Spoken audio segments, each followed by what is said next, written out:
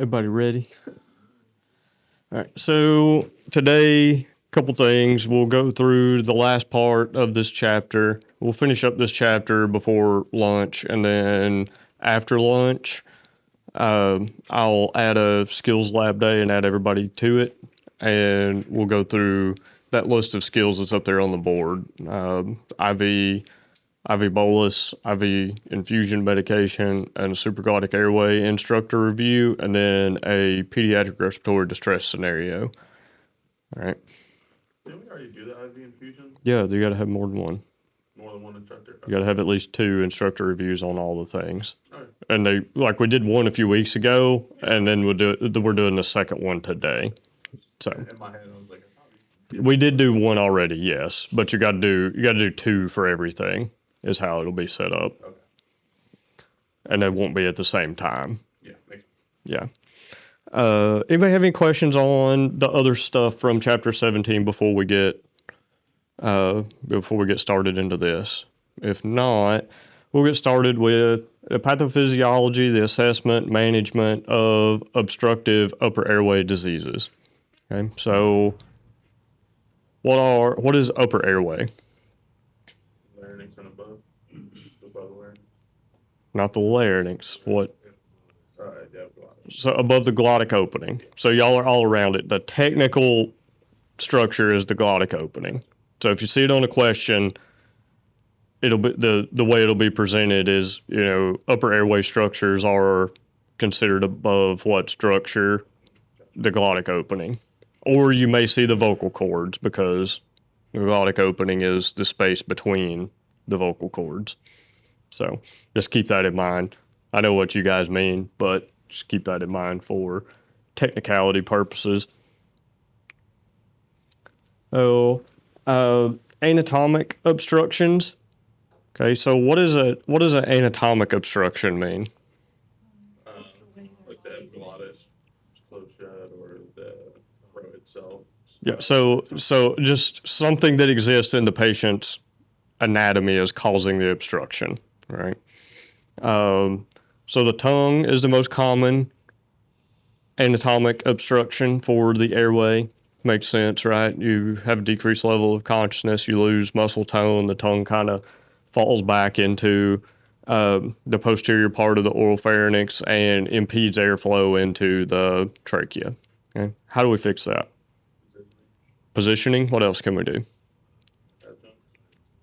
Yeah, adjuncts. So which adjunct's most effective at keeping the tongue out of the way?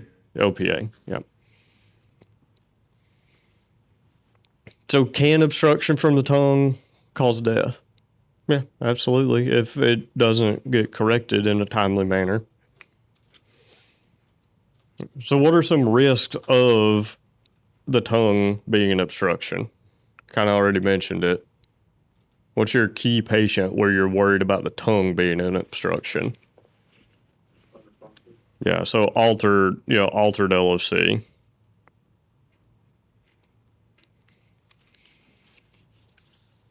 What kind of sounds would you expect to hear if somebody's tongue was blocking their airway?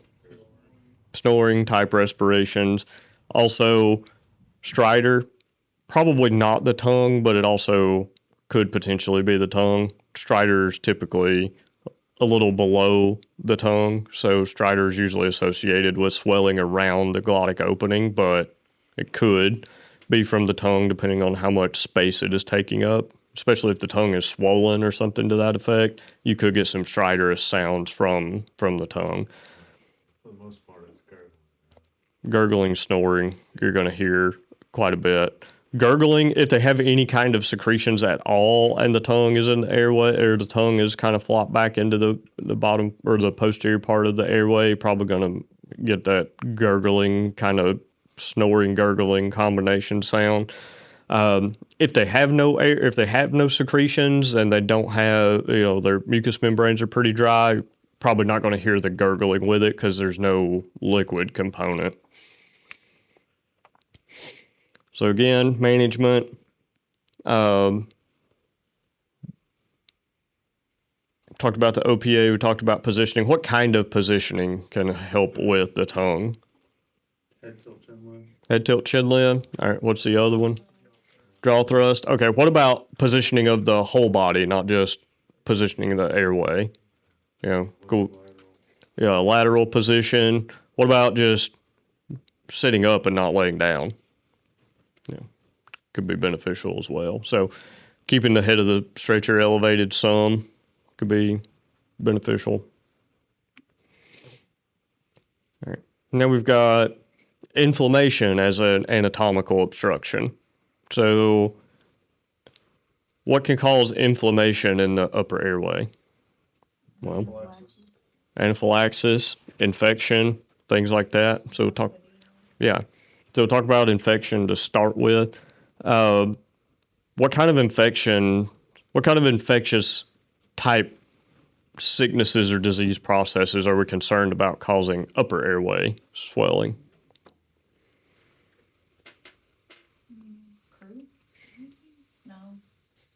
Yeah, I mean, croup, the viruses that cause epiglottitis, things like that. Several different things. Croup is kind of probably the most common infectious process that's going to cause you some upper airway swelling. It is not the most severe, but it is the most common. Okay. You're going to be seeing that a lot over the next few months. It is respiratory kids season right now, from now until probably about March.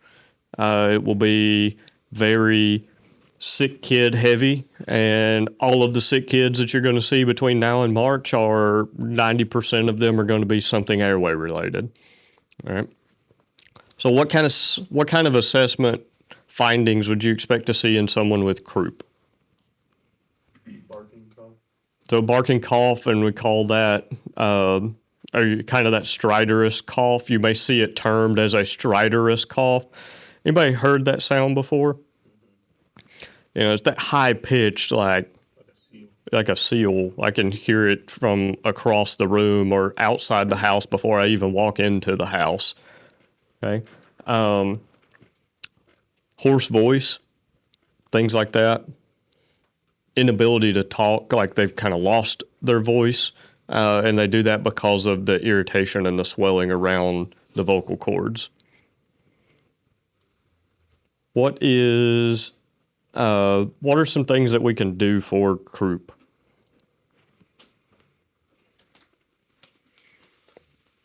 Transport them. Yeah, transport them. Get them. No, Yeah, we'll get to that one in a minute. don't get them upset. That is you don't want to make them upset. With croup, making them upset is probably not going to be super detrimental to them. It's going to be painful and uncomfortable for them if you make them cry, but it's not going to cause them to spiral quickly downward into a respiratory failure. Blow by oxygen. Blow by oxygen? What about bronchodilators? Yeah, I saw albuterol and then There's another, epi. I started to say, so nebulized epinephrine. It's not actually racemic epi. Well, nebulized epinephrine, or the better choice would be racemic epinephrine if it is available. The only reason that it is better, does anybody know the difference between, we talked about it a little bit, does anybody remember the difference between? No, it's a different chemical compound. Yeah, so whenever, if you ever take a chemistry class, you'll learn that most structures have what we call isomers, which are like mirror images of the chemical structure. And one of those is called a D isomer, one of them's called an L isomer. And racemic epi is a 50-50 mixture of both of those, whereas normal formulated epinephrine is not necessarily a controlled mixture of either component of the isomer. So the reason and the reason the 50-50 works better is because you get an equal activation of some slightly different receptor types. That's as much as you need to know about that. So it does equally activate a couple of different variations of receptors, whereas just regular old epinephrine nebulized you may get more or less of those couple of different receptor types being activated. Okay, does that make sense? So, nebulized regular epinephrine is still effective. It's just probably not going to be quite as effective as the true racemic epinephrine. How do you know how you give nebulized epinephrine? Normal Sterile water. Yeah, or saline. You can do it with saline. I don't know the exact thing. I know I haven't seen our current It's, stuff with it. That's actually what I'm looking at right now. It says 1 milligram It's like in 5 ml. of epi and 2 ml of saline. So 1 that milligram of what epi? 1 to 1 or 1 1 to. well, it's all 1 milligram, buddy. 1 to 1,000. 1 to 1,000. Okay. Well, it's still 1 milligram. The only problem is Yeah, it makes you're not going to put 10 mLs in a nebulizer, most likely, and it be it's going to be like, oh, that's a lot. Yeah. But yeah. So in theory, you could still use the other. Do like half. Well, you could still use the other. The only problem is it's going to take you 2 days to get the nebulizer treatment done, and it's more diluted, so not going to work as fast. So use the more concentrated version when you're making the nebulized epinephrine. But basically, just take the whole 1 ml that's in the either the vial or the ampule, squirt it in a nebulizer, and mix it with 2 mLs of saline, so that you have about 3 mLs of liquid. Couldn't you just get 2 mLs in a 10 mL thing, and just draw it up? Yeah. I mean, good, but Could. Are you talking about? You talking about giving? You talking about putting? Squirting out 8 mLs in a 10 mL thing. Hmm? And then draw it. Yeah. Oh, yeah. You could draw it up like that, and then just put it into your neb chamber. Yeah, that's perfectly fine. Instead of drawing it up in one syringe and squirting it out, and then getting out another. Yeah, you can do it that way and do the mixing in the syringe and then squirt it out. That's perfectly fine. Get you the same thing at the end of the day. Whichever is more convenient is fine. Pusule's law, I don't care if you're ever able to pronounce that correctly. Just know that if you see this law, what it means is that if you decrease the diameter of a tube, it decreases the flow rate through the tube significantly. And it is not a linear change in the flow rate, it is an exponential change in the flow rate. Okay, so if I have a tube at its full diameter and I get, 1 millimeter of swelling inside that tube, then I've exponentially decreased the flow rate through that tube. So why is that important? Well, let's do a little looking here. So we have our normal adult airway.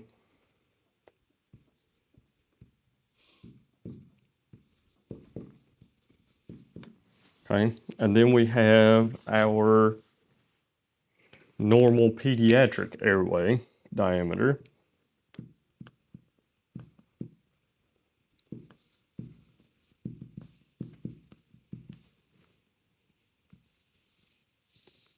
Now, what do we notice about the difference in those two at the normal level? significantly smaller. Okay, so this one is smaller. So that means it already has what? What about the airflow through this tube? Less flow. So it's already, so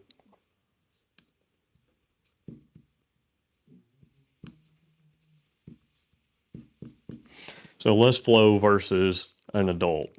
Okay, and these are at standard. So now if we go over here and we take, this may not be the exact same size, but we're going to pretend these circles are the same size, okay? Actually. All right, so we add some swelling in there, and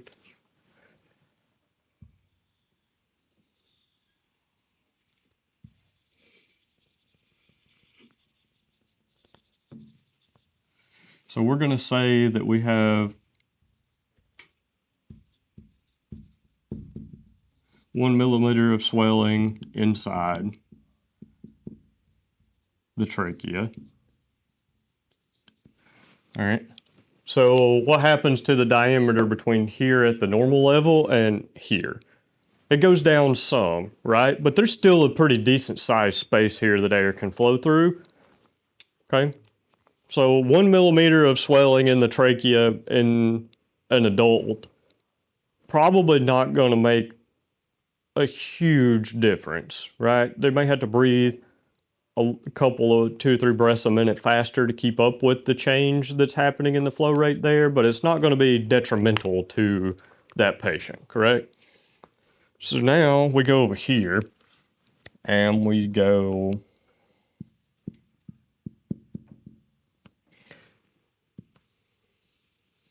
so again, same size circle, and we're also going to have 1 millimeter of swelling here in this airway.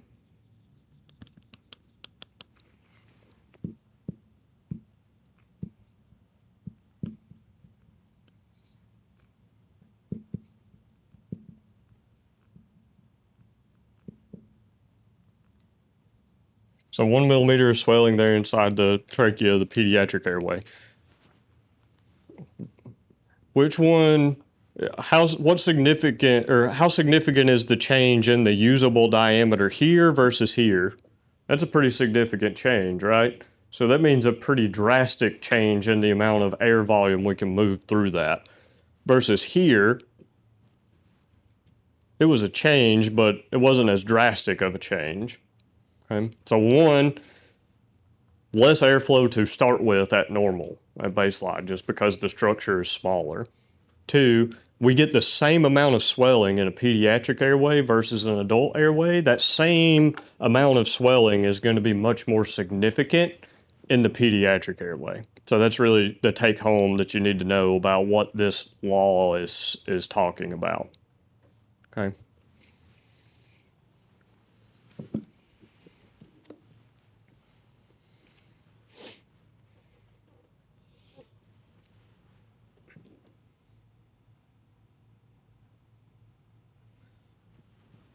So why are infections more likely to cause croup in kids versus adults? Yeah, just a less developed immune system. Okay. What type of infection, viral or bacterial infections, which one's more likely to cause croup? Viral. It is viral. You can have bacterial infections that cause croup, but primarily croup is a viral infection. Please note that croup is not a specific infection. Croup is a collection of symptoms. It doesn't matter what infection caused it. Okay? So croup is a diagnosis of a set of symptoms, not a diagnosis of, oh, it's the croup virus. So it doesn't matter what virus or an other infectious agent causes the symptoms, it would still be classified as croup. That's why you may see croup treated differently from one person to another, because maybe they have identified the underlying agent that has caused those symptoms and they're treating it differently. If it's a viral particle, we can treat it with supportive care, basically. If we find that it is like a bacterial particle, then we can give antibiotics. Are antibiotics effective against viral infections? Not typically, no. They can be useful if there is a secondary infection or something like that that invades the body because the viral infection has weakened the immune system, but antibiotics are typically not used to treat viral infections. Viruses are a completely different animal than your bacteria that you would normally use an antibiotic for. So croup and tonsillitis. What does tonsillitis mean? Swelling of the tonsils, okay? And where are the tonsils located in the airway anatomy? The oropharynx. What part of the oropharynx? Okay, so how would we describe that in anatomical terms? See, That'd be posterior. The posterior aspect of the oral pharynx. So like on the back wall of the oral pharynx, kind of on either side of the throat. So tonsillitis, what's our concern if someone has tonsillitis? Airway swelling. Yeah. Other than their discomfort, and there's obviously an infectious agent there that is causing that, whether that be an intrinsic problem or something externally that has infected that area. If that swelling is significant enough, it can cause us an airway problem. And based on where we said it's located anatomically, could that cause us a problem in being able to do advanced airway procedures if it is significantly swollen? And you think about the size of the kid. So the smaller the kid, the more difficulty we're going to have with the same amount of swelling. So we'll say that we get, 10 millimeters of swelling on each tonsil. That's going to make our airway procedure much more difficult in an infant versus in a 7-year-old. Because with the 7-year-old, the same amount of swelling is not going to take up nearly as much space in that opening. So does that part make sense to everybody? So tonsillitis and croup, again, those are the most common types of upper airway infections that we're going to see. We're going to talk about some more here in a minute that are probably a little more serious, but they're significantly more rare. And they're more rare because of immunizations. All right. Critical emergency, or these can be critical emergencies when they occur. Yeah, not going to say that they're always critical emergencies because a good portion of the time they're not. Now, what I will tell you is they sound scary as hell. You think, oh, we have young parent, first time mother, father, whatever. You got, a 4-month-old that has this god awful sounding cough and they're constantly coughing. And they cough to the point where their lips kind of turn blue about every 10 minutes or so. Is that truly a life-threatening problem for that kid right now? No, it is. It really isn't. Could it be later on if it doesn't get fixed? Yes, absolutely. But what does that look like to a non-medically trained first-time parent that's never seen this before? Is that scary? Yeah. They're going to be like, oh my God, my kid is dying. So do not be surprised when you get that kind of panicked, all over the place interaction with the parent. What's one thing we can do to help alleviate that? Calming the parent. How can we make them feel more calm about the situation? What can we do to help with that? Let them know. Some education, tell them, hey, to me, this looks like croup right now.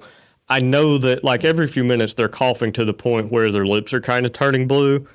However, we're going to give them some supplemental oxygen, and there's really not an emergency with their airway. We just need to give them supportive care. We're going to go to the hospital, and they're going to give them, they're going to do some tests and see what kind of specific medication they need to give them to help reduce the swelling that they're experiencing. Croup, most of the time, is not an admission. However, if it does not respond, if it takes 2 or more treatments to get their respiratory effort under control, in the pediatric world, 2 or more treatments to get your respiratory effort back to normal is an automatic admission for at least 1 day for observation, because your likelihood of having a rebound that is worse is significantly higher. So keep that in mind. If you're giving somebody 2 neb treatments, if you're giving a kid 2 neb treatments on the way to the hospital, they've bought an admission, which is perfectly fine. Just for your information, if you got a parent riding with you, you're like, hey, I'm starting the 2nd treatment, which probably means they're probably going to admit your You're probably going to admit your kid at least overnight for observation just to make sure that everything has normalized before they let them go back home. So just kind of a good way to be open and transparent and keeping people informed about what to expect.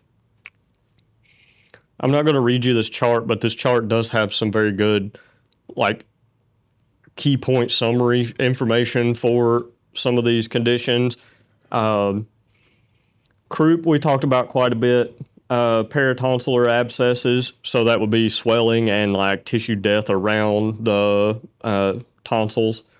Diphtheria, okay, so that is when a bacterium attacks and kills the epithelial cells, and it is normally around the tonsils.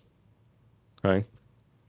Then we have enlarged tonsils we talked about. That's just inflammation of the tonsils. What do they normally have? What normally happens if that happens more than like 3 or 4 times during childhood? Tonsillectomy, they just remove them. Okay. Can grow back. Parts of them, so They won't grow back to full size. correct, if they remove all of them and the underlying tissues, then they should not be able to grow back. If there's a little bit that is left, then yes, they can partially grow back. So, If they've had a tonsillectomy, it's still possible to take blood. correct, yes. And they could still definitely have inflammation and abscesses and things like that in the area where the tonsils were, even if the tonsils aren't there at all anymore. They probably would not diagnose that as tonsillitis because the tonsil itself is not present, but you could still have inflammation and stuff in that same area. So just because they've had a tonsillectomy does not rule out the possibility of swelling that could be potentially dangerous in that area. It significantly decreases it, but it's not impossible.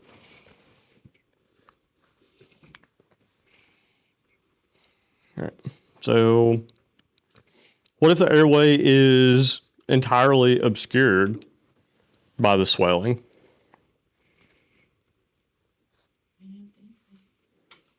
Okay. Or possibly.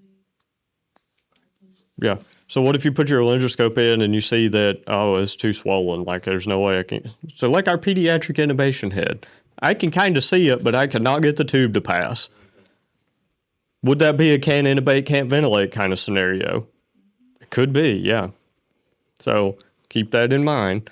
I will tell you the time that the one that you're going to feel like, man, I need to do a lot of things for this patient. And the best thing you can do for that patient is try to stop being a paramedic for 20 minutes while you're transporting them is a patient with epiglottitis. Okay. So what do we want to do on a patient that looks like, hammered death? We want to do a full assessment. We want to get tons of vital signs. We want to start an IV or two. We want to start, some fluids. We want to do all the things, right? Because that's what we're kind of trained to do in those situations. So what is epiglottitis itself? Swelling of the epiglottis. What do we know about the epiglottis? What structure does it protect?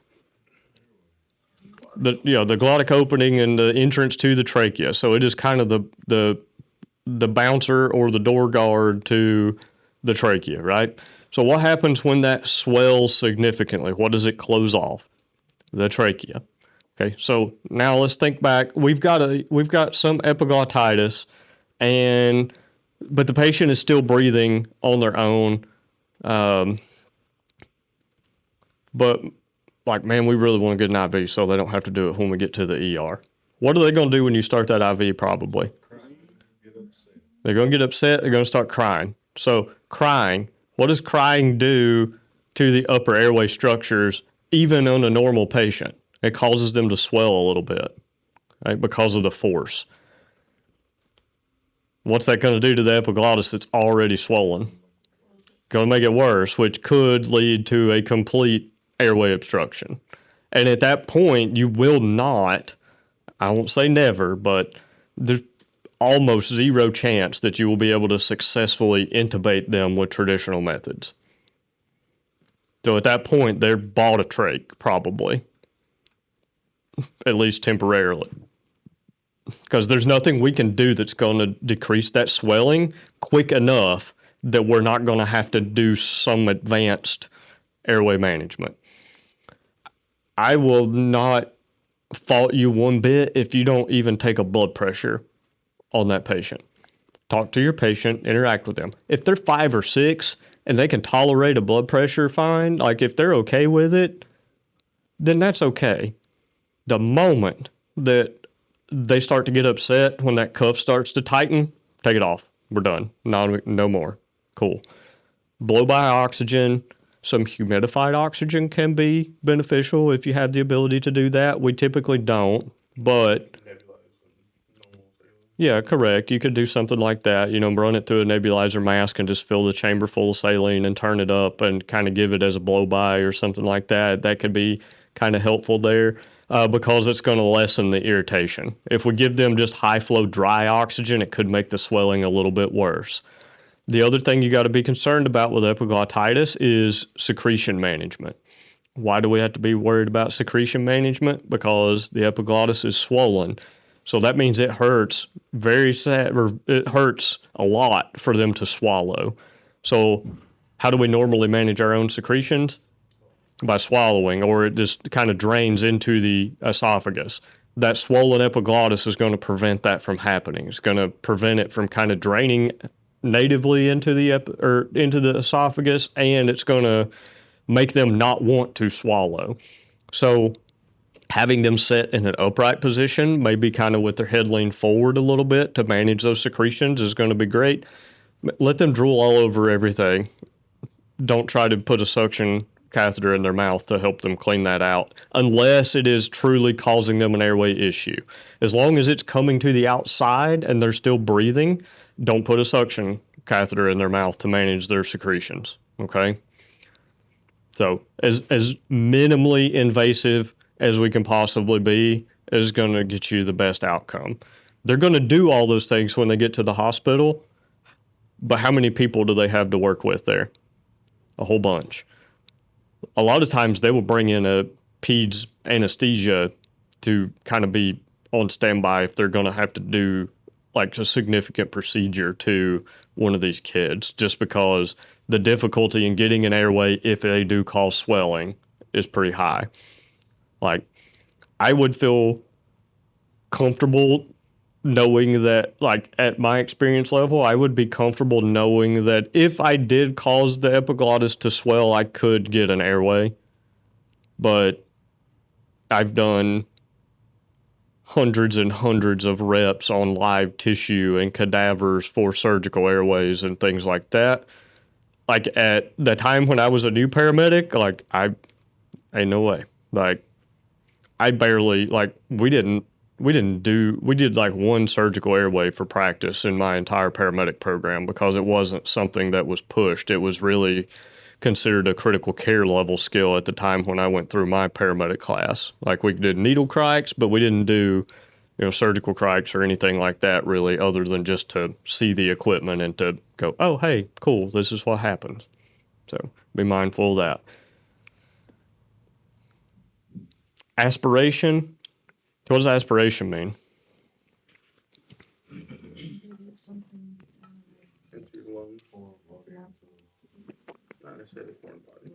Could be anything. Well, so technically it's anything other than breathable gases. So what are our breathable gases? Nitrogen, oxygen, all the argon, the stuff that makes up the air component, right? So basically anything that enters your lungs that is not in that normal concentration of atmospheric gases that we have here on Earth and inside our atmosphere is considered aspiration.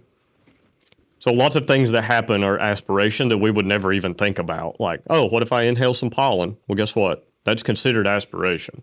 We don't really think about it like that. But primarily what we think about aspiration is, oh, I've got, a food particle or a foreign body or blood, secretions, vomit, stuff like that gets into my trachea. That's kind of the traditional way we think about aspiration. And the reason we think about aspiration like that is because those are the ones that cause medical emergencies. So those are the ones that we see. Okay. But yeah, pretty much. What's the major problem with aspiration?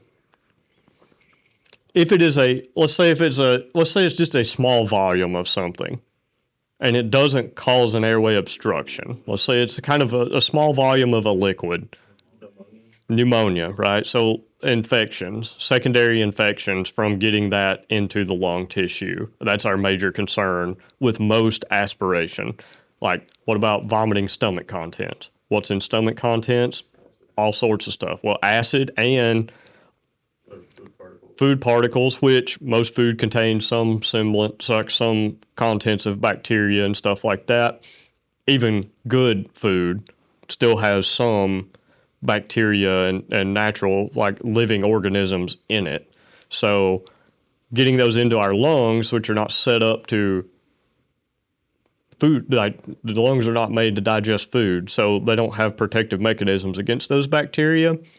So getting that in our lungs can cause us a significant infection. Okay, so that's the main thing with aspiration in most situations.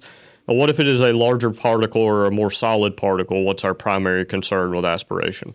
Airway obstruction. Okay, how can we fix that? Couple ways. One, if we can see it, get it out, right? How can we get it out? Gill forceps, suction potentially if it's a smaller object. Yeah. So what else? What if we can't see it?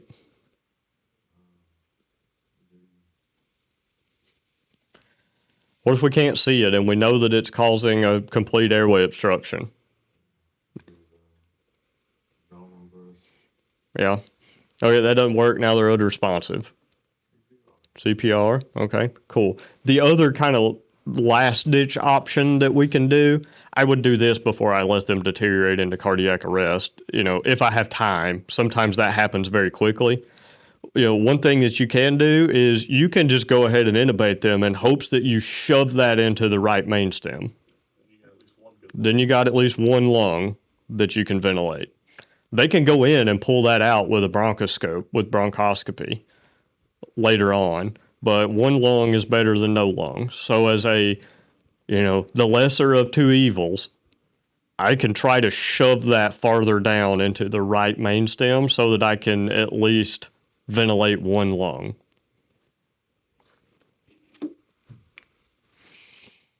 So patients that are at risk for aspiration, what about people that are like altered at baseline? Okay, what about people that are, bedbound, limited mobility, and,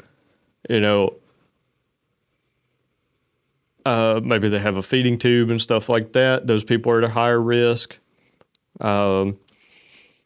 Geriatric patients who have impaired swallowing. And then, obviously unresponsive patients.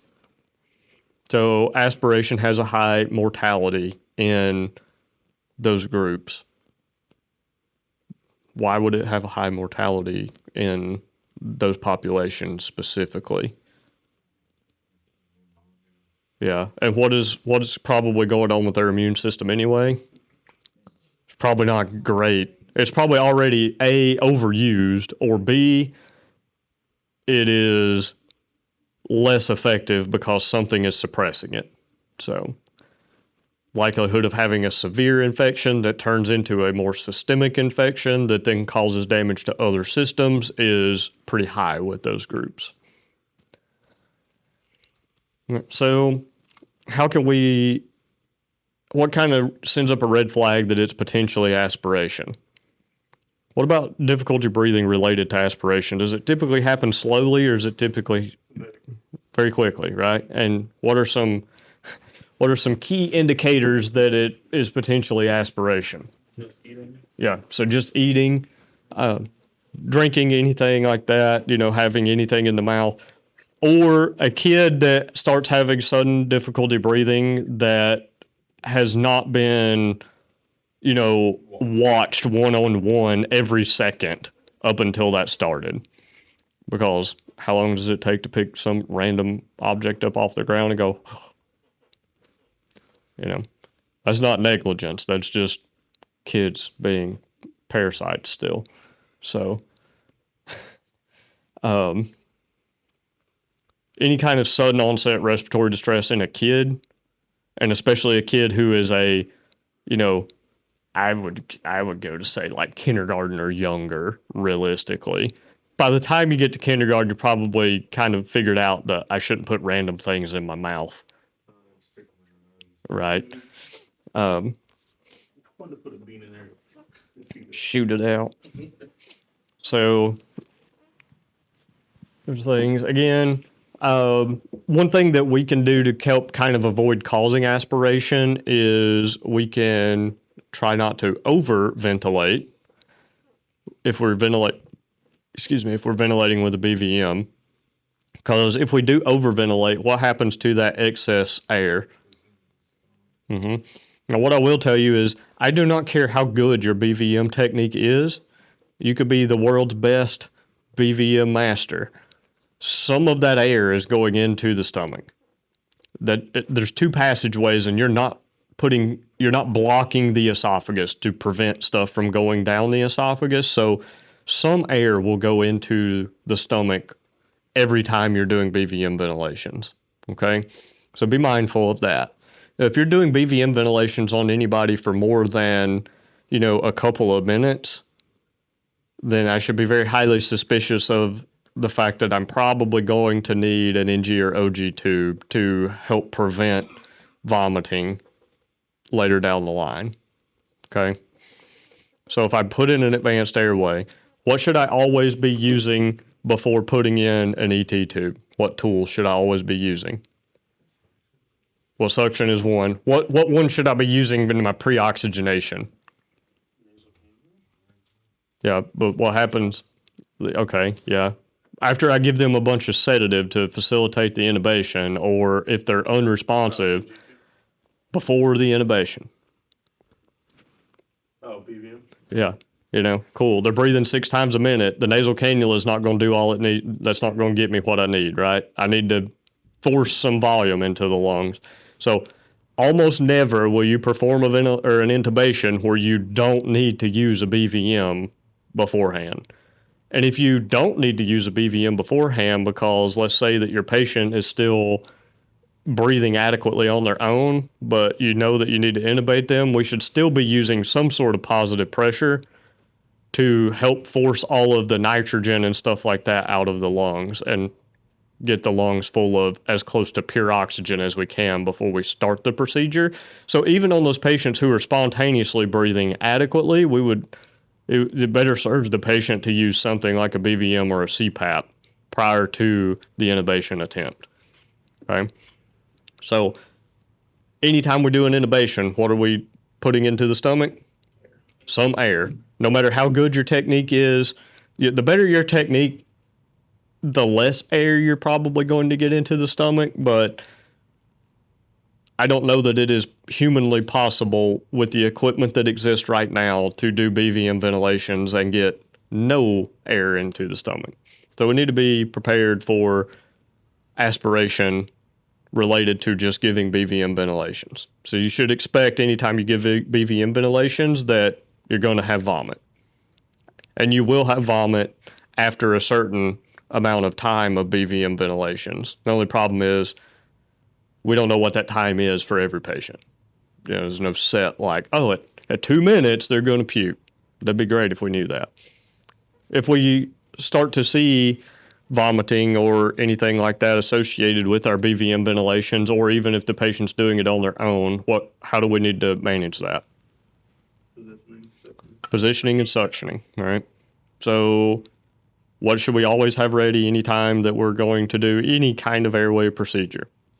Suction. And by having it ready, what does that mean? That you're prepared to handle it? Okay, so is the tubing and the catheter still in the wrapper, sitting on the action area? Attached, suction's on. Suction's on and running, and everything is hooked up, and I've tested it to make sure that I have vacuum at the end of the suction catheter, okay? That needs to happen every airway intervention. Period. End of story. Doesn't matter what it is. A lot of times you won't use it, and that's okay. That shit is cheap, right? In the grand scheme of things, that stuff's like $12 to replace that versus 3 days in the ICU that cost the patient $45,000. I would rather throw away $15 worth of equipment that I accidentally touched with my nasty glove and I didn't actually use it on the patient than to cause my patient to have a significant complication because I had to spend 15 seconds putting it together after I realized I needed it. Because at that point, it's too late to use it. It doesn't matter. So we talked about the pathophysiology, assessment, management, all that good stuff of lower airway diseases. Now we're going to talk about, or we talked about upper. Now we're going to talk about lower. Okay. So what is lower airway? Anything below the glottic opening. Right. Okay. So what structures are we going to be talking about? We talked about the tongue and the epiglottis and the oral pharynx and all that kind of stuff. Now what structures are we going to be talking about? Vocal cords, Okay. Trachea, trachea, bronchioles, lungs, alveoli. yeah, alveoli, things like that. Okay. So your two primary obstructive lower airway diseases are going to be COPD and asthma. Okay, most of your chronic disease processes related to lower airway fall under one of these couple of broad categories. Okay. So is there a significant difference in what is happening in the body with COPD versus asthma? Essentially, no, they're both obstructive. Correct. What's the main difference? There is a significant difference in COPD and asthma, but it's not in what's happening to the structures inside the body. Anybody know what the primary difference between the two is?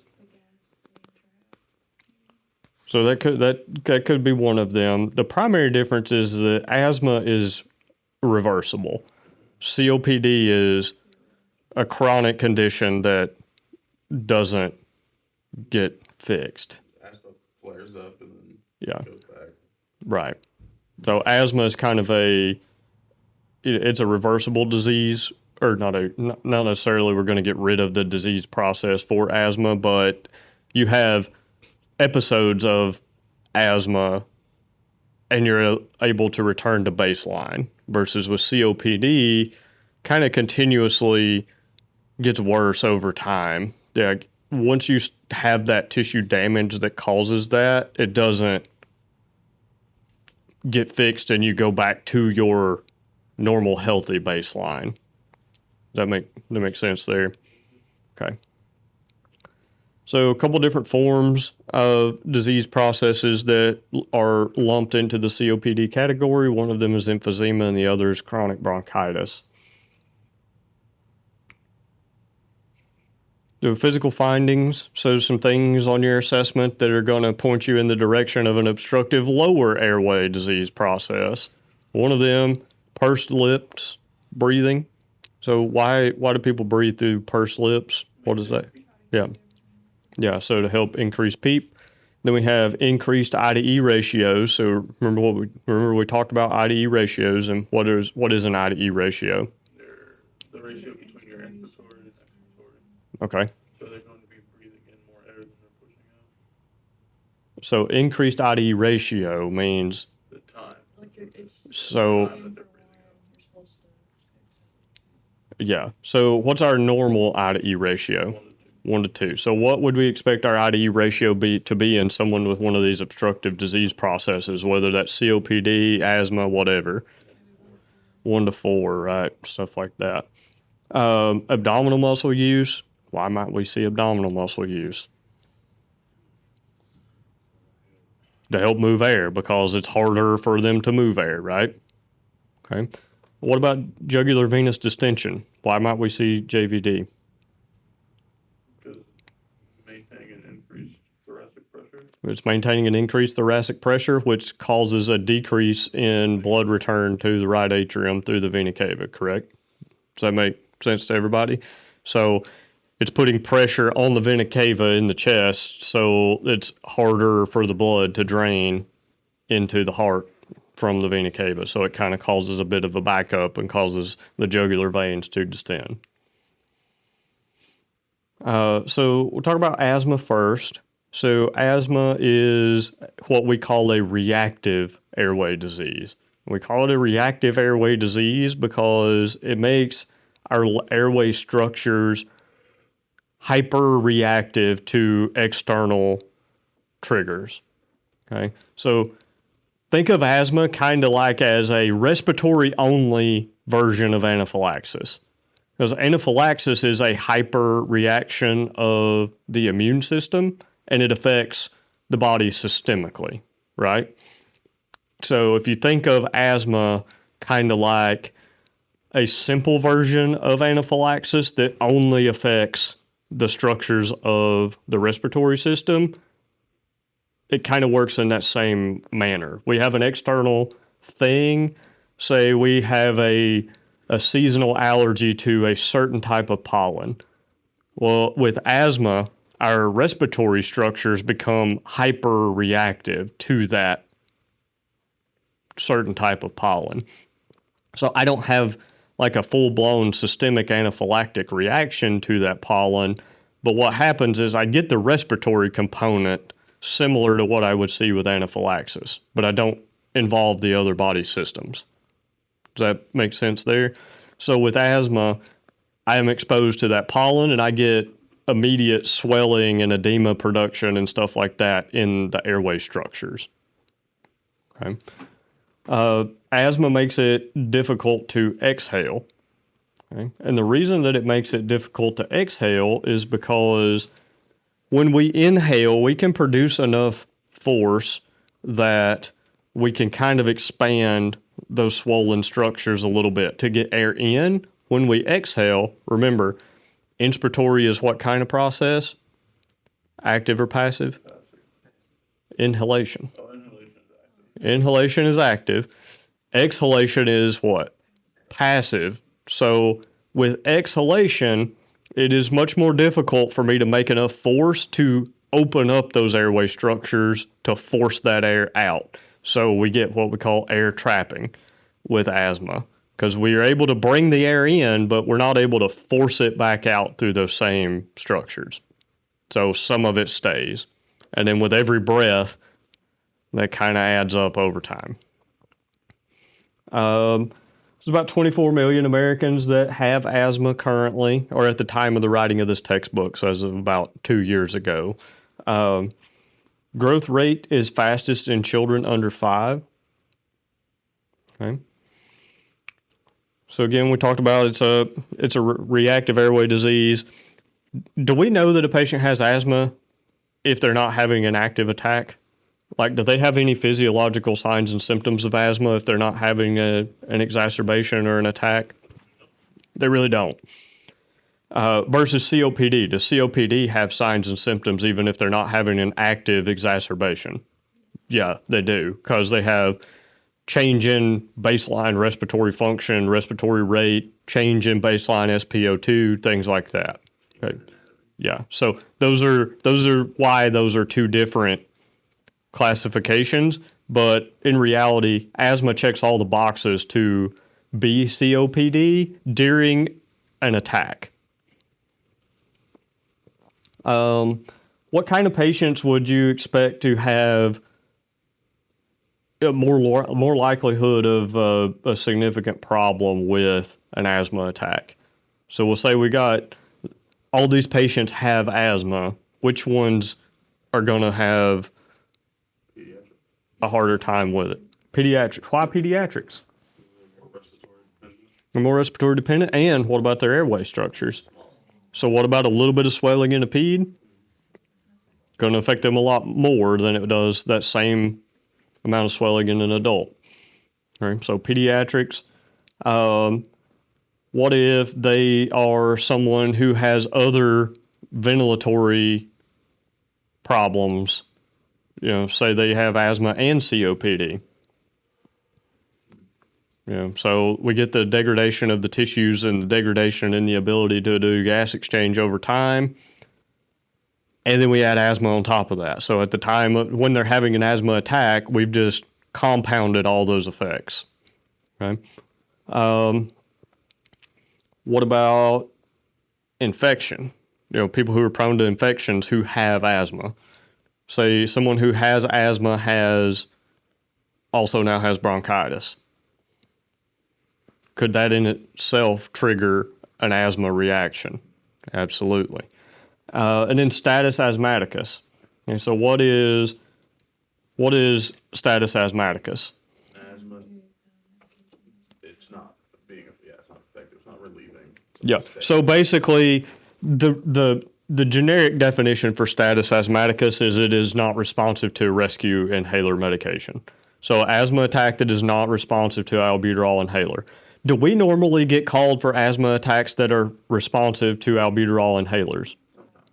Sometimes, but more often than not, we're getting calls for asthma because their inhaler didn't work. Or maybe they don't have it with them, or something like that. But we typically, most of our asthma calls, most of the asthma situations we never see because the rescue inhaler works. So the rescue inhaler works, they're probably not going to call 911. Now, if they're very early stage asthma, like it's a new diagnosis for them, you might see those patients because they haven't learned what to expect yet.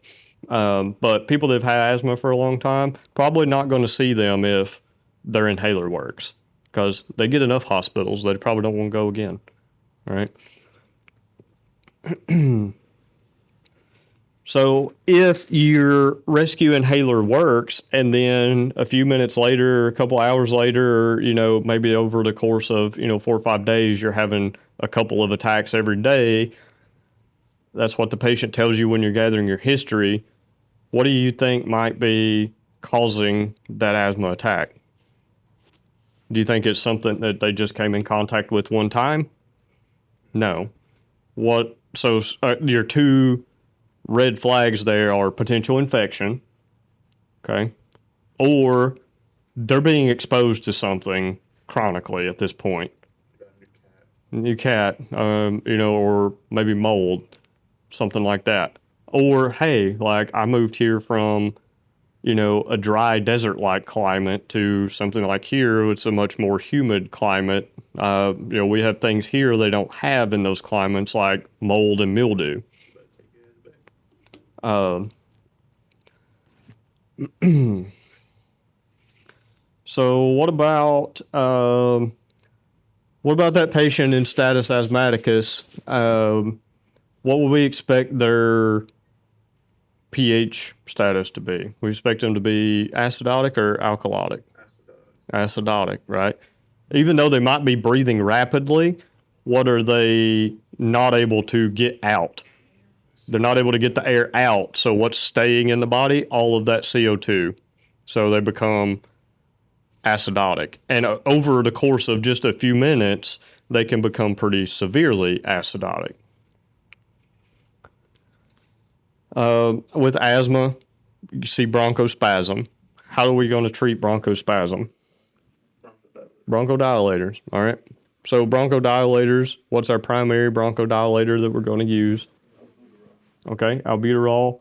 What else might we use in conjunction with albuterol for asthma? Okay, Atrovin, I heard that one. Okay, that's good. No problems there. I think you were going to say, yeah, epi. In severe asthma, just give them IM epi like you would with anaphylaxis. IM epi and then started low-dose epinephrine infusion. And that's in the updated guidelines. Okay. The difference is we're not dosing it like we do for people with hypotension. We're just dosing it at a very low flat rate dose. Okay. So difference in how it's being used and how it's being dosed, same mixture. Is that also the same for anaphylaxis as well? Mm-hmm. Wheezing. What if we don't have wheezing? Could that be a good sign or a bad sign? Yes. What do we have to evaluate if we don't hear wheezing?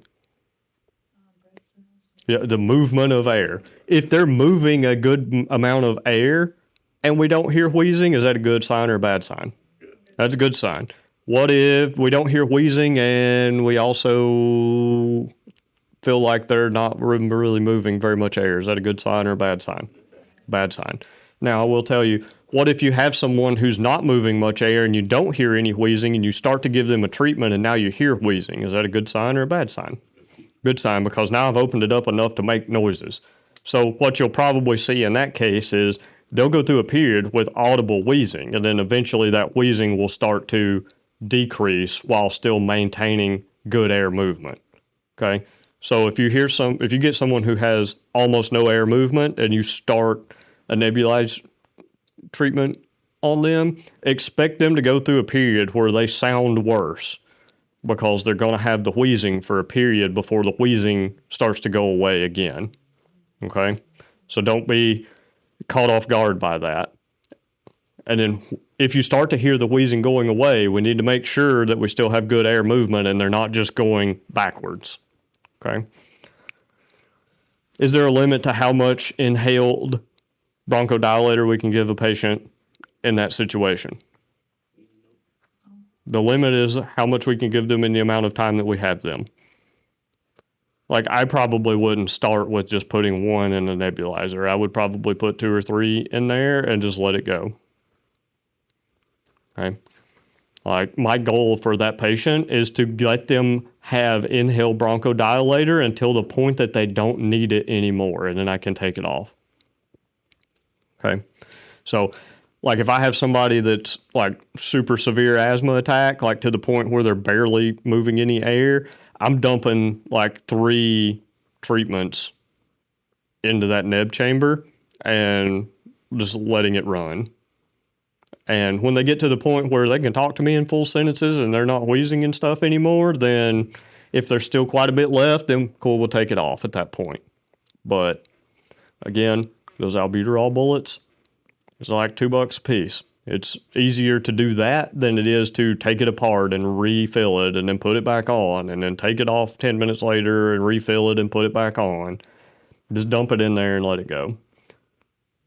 Okay. I'm trying to do, I didn't do that. Put 3 or more Yeah. than one. Yeah, you can do more than one. I wouldn't put more than one duo-neb mixture in there.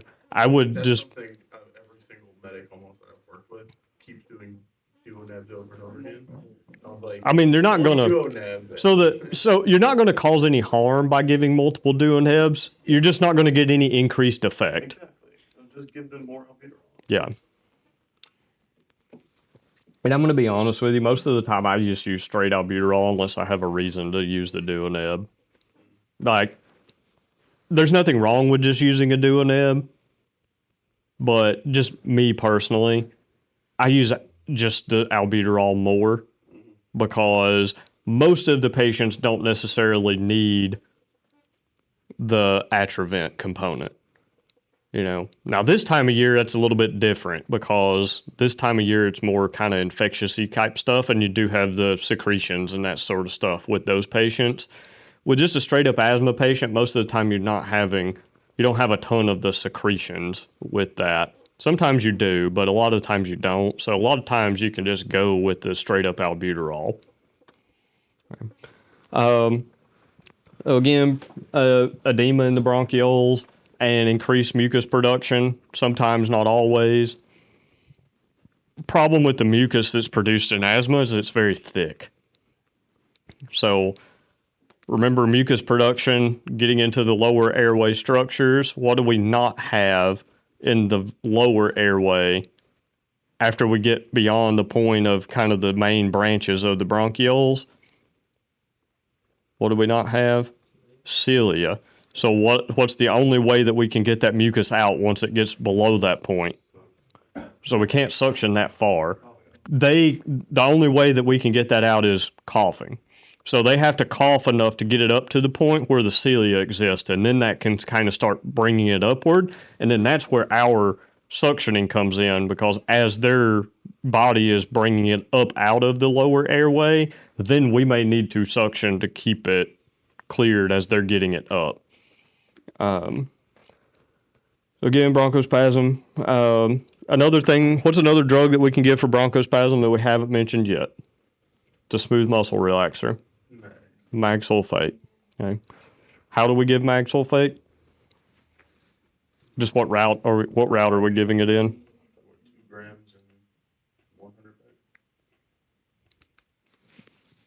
bags. Okay. For edema, what can be effective for edema? Corticosteroids. Because what causes the edema? What do the corticosteroids do? They decrease inflammation, which then would decrease that edema. How long are we going to see the effects of the corticosteroids typically in the ambulance? Now, if you're coming from the backside of Sequatchie or Marion County to Chattanooga, you might start to see some of those effects. But, if you're here in town and you're going, 20 minutes down the road, probably not going to see those effects. Does that mean that we shouldn't give it? No, because how long is it going to take them to get it once they get to the hospital? A significant amount of time. So even though we're not going to see the effects, the patient is going to have the effect much quicker if we give it in the field. Transport considerations. So someone with status asthmaticus, what are some transport considerations there? So when would we want to go to the closest hospital versus going to somewhere with a pulmonology specialist and an ICU?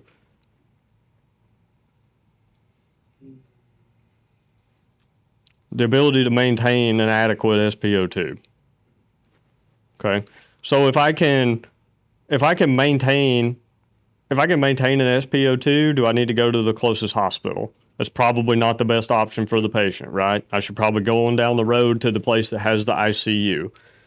If I can't get their SpO2 up and there's a hospital that's 10 minutes away versus a hospital that's an hour away, probably, depending on what their SpO2 is, like if we're in the high 70s, low 80s, then we probably need to go to the closest facility to get something done if we can't do it in the ambulance. Okay. On the flip side of that, if they're like high 80s and they're not really coming up a whole lot, probably still better to go to the farther away facility, but you're going to have to kind of make that decision on your own. Okay. You're going to have to look at the patient's overall condition. If their vitals are pretty okay and their SpO2 is just in the high 80s, but they're not like head bobbing and like borderline change in responsiveness, you're probably okay to keep going a little further down the road to that more definitive care facility. If you're starting to see altered levels of consciousness and changes in mental status and stuff like that, then we probably need to go to the closest facility. Or, call for additional help en route that can, an extra set of ALS hands. At that point, it might be appropriate to go farther if I'm like, okay, cool, we got an extra set of ALS hands back here. We have some extra tools. I have RSI if I need them because now the supervisor's on the truck with me, that sort of thing. Then that may be appropriate to keep on going and bypass that first facility, because those are kind of the tools that closest facility would be able to give me if I didn't have them available. Now we'll get into the emphysema and the chronic bronchitis. So emphysema damages and destroys terminal bronchiole structures. What structures are at the end of the bronchioles? Alveoli. So what does that mean emphysema destroys? Alveoli. Okay.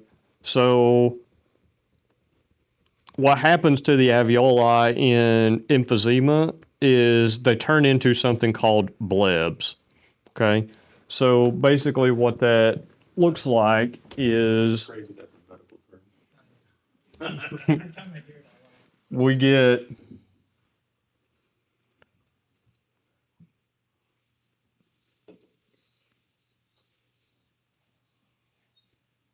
we get our, a couple of these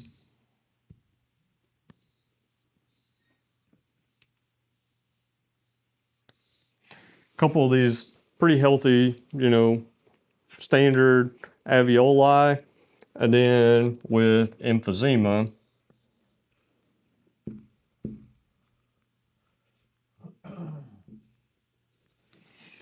what we get is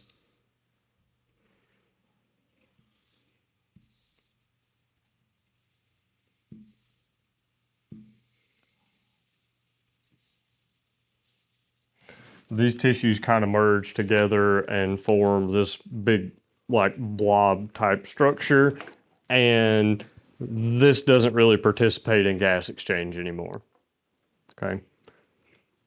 The alveoli under a microscope look awful. Very skippable.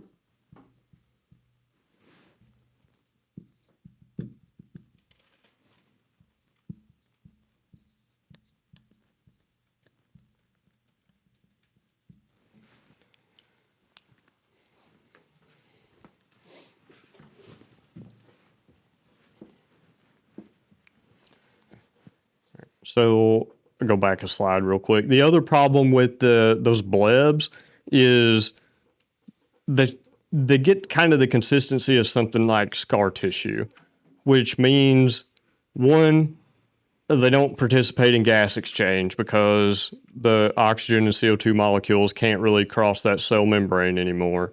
And then they also are not as elastic as they were. So that means if we do happen to overinflate them, now they're going to kind of tear or get a hole in them. So it increases the likelihood that the patient will have a pneumothorax. Chronic bronchitis. So it's kind of a weird definition for what is considered chronic bronchitis. That means that they're producing sputum most of the days of the month for 3 or more months of the year for 2 or more years. So basically they have a lot, they have sputum production a lot. Okay. So we get excessive mucus production. What does that mucus do to our ability to do gas exchange? It reduces it. Okay. Who's the most, what population is the most susceptible to chronic bronchitis? Smokers. Okay. So emphysema, physical presentation, they have that kind of barrel chest look. So it looks like their chest has been expanded. It's bigger than what it should look like for the rest of their body anatomy. And anybody know why that happens? Because their thoracic cavity is actually spreading because it's overinflated all the time. Yeah, the lungs are chronically overinflated, so that causes expansion of the thoracic cavity over time. They're typically tachypnic at baseline, and they use muscle mass for energy to breathe. So they use accessory muscles all the time. Some things to consider when we have diffuse wheezing. So what does diffuse wheezing mean? Wheezing across all lobes. Yeah, wheezing across all lobes or across, both lungs, kind of wheezing in all of our auscultation fields. Left-sided heart failure. Okay, so remember, what if the left side of my heart is failing, what does it cause? Causes, yeah, but between the left side and the right side, where does the blood back up into? Into the lungs, and then that causes swelling, and then that causes us to have those wheezing sounds. Okay. Smoke inhalation. Well, why would smoke inhalation give me diffuse wheezing? Because it's going into both lungs, right? Okay. And then chronic bronchitis, again, causes diffuse wheezing because it affects both lungs, not just one specific area. And then acute pulmonary embolism. Okay. Causes of localized wheezing. So if you only hear wheezing in a small area, it's usually from an obstruction of just that area. And the most likely culprit is some sort of foreign body or some sort of infection or tumor anatomical anomaly in that specific area. Okay? Wouldn't pneumonia also cause It could. localized wheezing? Could. A lot of times your pneumonia, you're going to get less wheezing and more of like the rales and rhonchi type sounds. But early on in the process, before you get all of that fluid in there, then yeah, you probably would hear localized wheezing with that. Problem is, a lot of times we don't see it at that stage. So probably not, we're probably not going to hear the wheezing at the point where we get them because they're probably already beyond that phase. And the most prominent sound we're going to get are the rales or rhonchi. If you have a patient who has COPD and they also have pneumonia, yeah, is that a problem? Yeah. So why is that a problem? They're already struggling to keep up. Right. So now we basically with pneumonia, you can kind of subtract that lobe from being able to participate in any kind of gas exchange effectively. So if I have lungs that are already struggling and I remove a lobe from the ability to do gas exchange, then what happens to all those other lobes? They have to work harder. So what's going to happen to them more quickly? They're going to lose their ability. They're going to lose their ability to compensate because their lung tissue is already damaged. So if I overstress it, it's not going to be able to withstand that stress for a significant length of time, more like a healthy lung would. So if we have someone with COPD, what are some red flags that could lead us to believe that they may also have pneumonia? Yeah, signs of infection. So what are some of those signs of infection? Fever, chills. What about sputum, things like that? Changing sputum color. Yeah, changing breath sounds, all that sort of stuff. So COPD with right-sided heart failure. Okay, so with right-sided heart failure, going to get peripheral edema, some JVD, stuff like that. You're going to get crackles at the end of the inhalation phase. You're going to get a progressive increase in their difficulty breathing. Greater than usual fluid intake. Why might they have greater than normal fluid intake?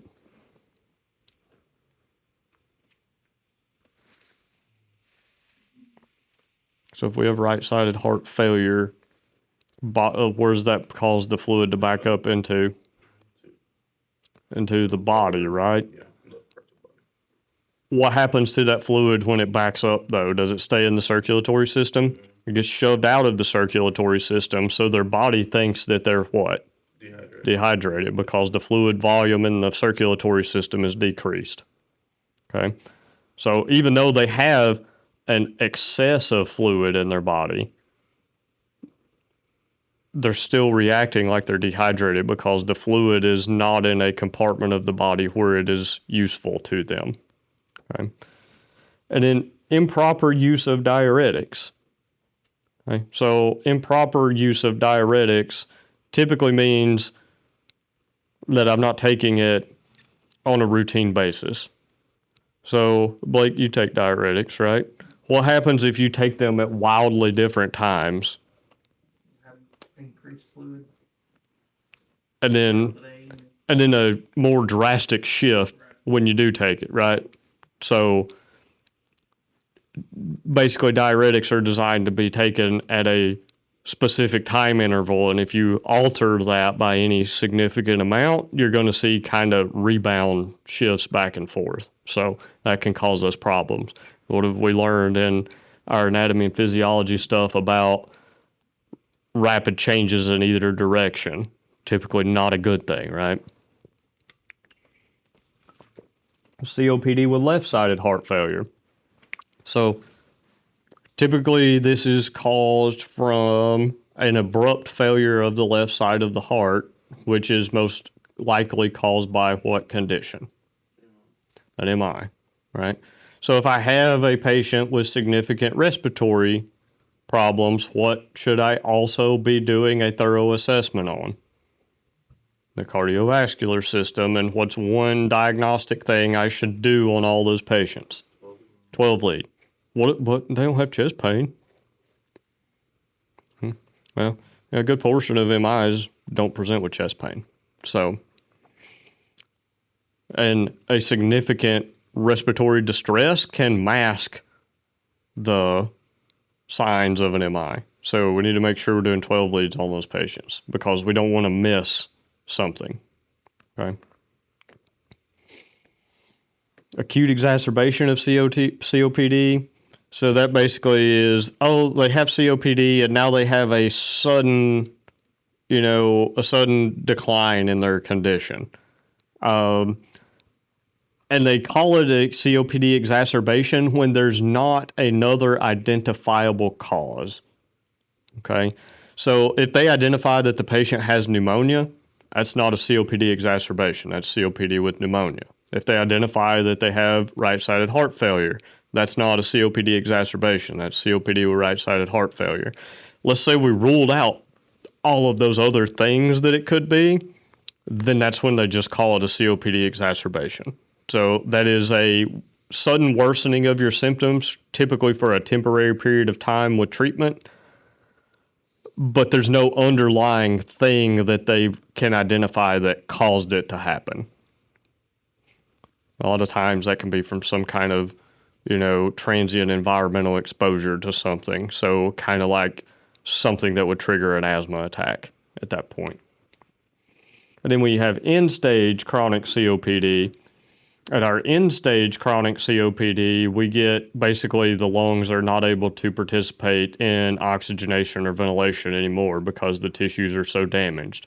So at that point, those patients are making kind of end-of-life care decisions. Do I want to be put on a ventilator? Do, X, Y, Z, that sort of stuff.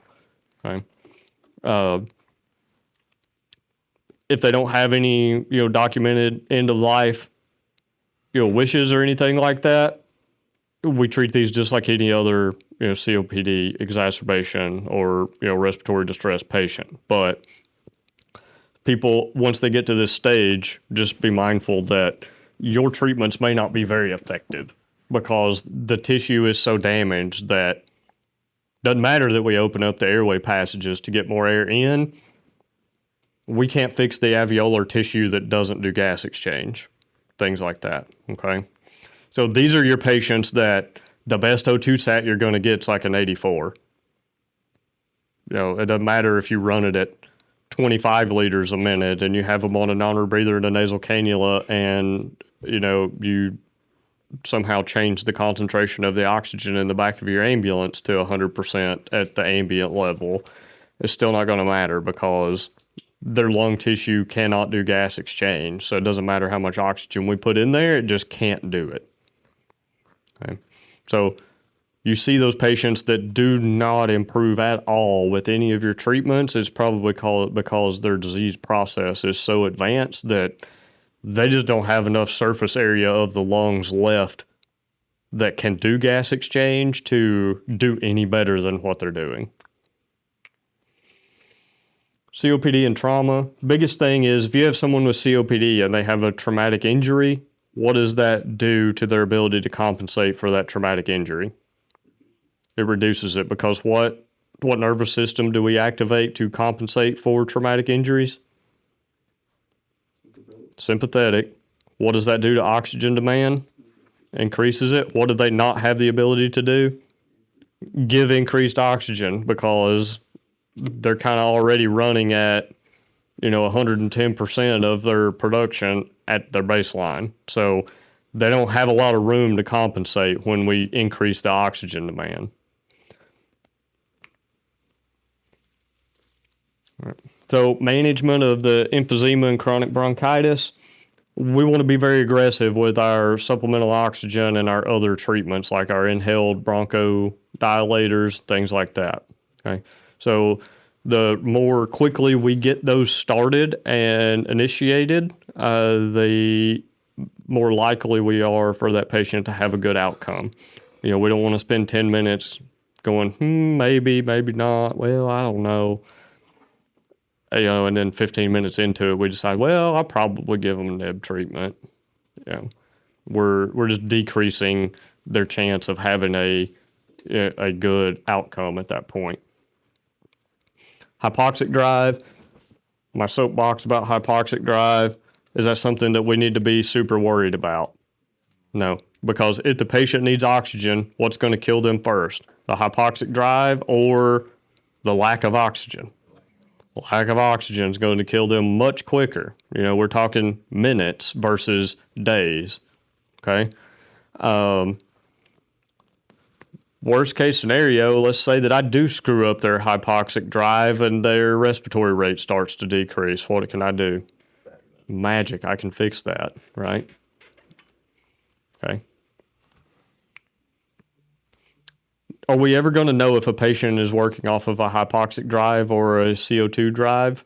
There's no way for us to know. Not with the equipment we have now. You know, maybe 10 years in the future, we'll have some magic scanner that can tell us that, but we do not have that equipment available to us now. So we do not know.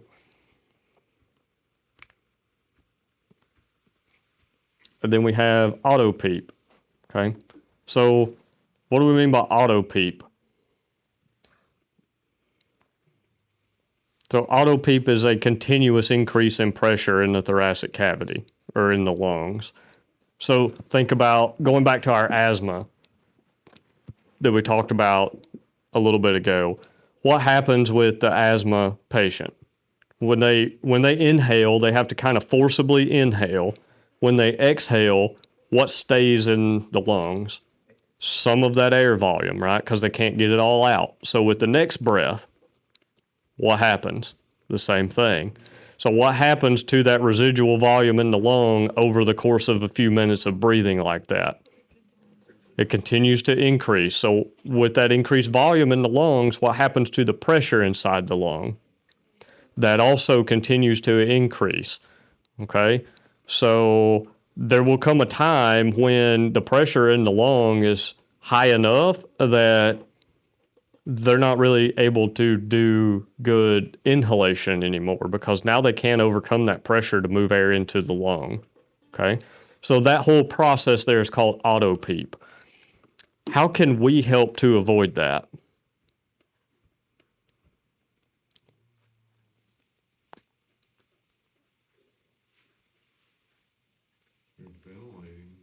Positive pressure. So if we're doing positive pressure ventilation, what do we need to make sure we're doing? Allowing more time. Yeah, we need to change that I to E ratio to allow a significantly longer exhalation period. You know, somewhere like 1 to 4, 1 to 6 even in extreme cases. Okay. So typical guidance for, let's say that patient is in respiratory arrest. We don't want to bag them, you know, we don't want to squeeze our BVM more than about 6 or 8 times a minute versus in typical situations, we would be delivering, you know, somewhere around 12 or so breaths per minute. So we want to cut that rate down quite a bit. Okay. So we'll go through the pathophys, the assessment, the management of just common respiratory conditions. So we've talked specifically about upper airway disease processes. We've talked specifically about lower airway disease processes. This one is just respiratory conditions. This is not necessarily a disease process or anything like that. These are more like complaints that you will get and things you will find in your assessment that are not related to a specific disease process or anything like that. Anybody have any questions about what we've covered so far? Cool. All right, so infections. We talked a decent amount about infections. What are the things that can cause infection? Well, bacteria, viruses, fungal particles, protozoa. Anybody know what a protozoa is? Like an amoeba. Right. So it's a single-celled living organism. Correct. It's a single-celled living organism that doesn't meet the criteria to be a bacteria or a virus. That's kind of a good way to look at it. And then we have just other organisms, right? So can things that are not necessarily any of those cause infection? Yeah, it can. So in general, what do infectious diseases cause in the respiratory system? So there's two there's three main things that they cause that are concerning for us in the respiratory system. So one is swelling. It's pretty obvious at this point why swelling is concerning, right? They cause increase in mucus production. So again, why would that be concerning? So it could cause obstruction, depending on how much and how thick it is. What is it also always going to do to gas exchange? Reduce it, because less air can get through, and where does that mucus end up? Where does it end up pooling into? The lower lung or the alveoli. And once it gets in the alveoli, what happens to the ability for gases to cross the membrane in that alveoli? No good, right? They might be able to some, but it's going to drastically limit its ability to do gas exchange. And then we have the production of pus, okay? So that is just like the infectious, like liquefied dead cell contents that come along with the tissue damage from an infection, okay? So that's dead immune system cells, dead tissue cells, and things like that. Has the same effect as mucus as far as affecting gas exchange, okay?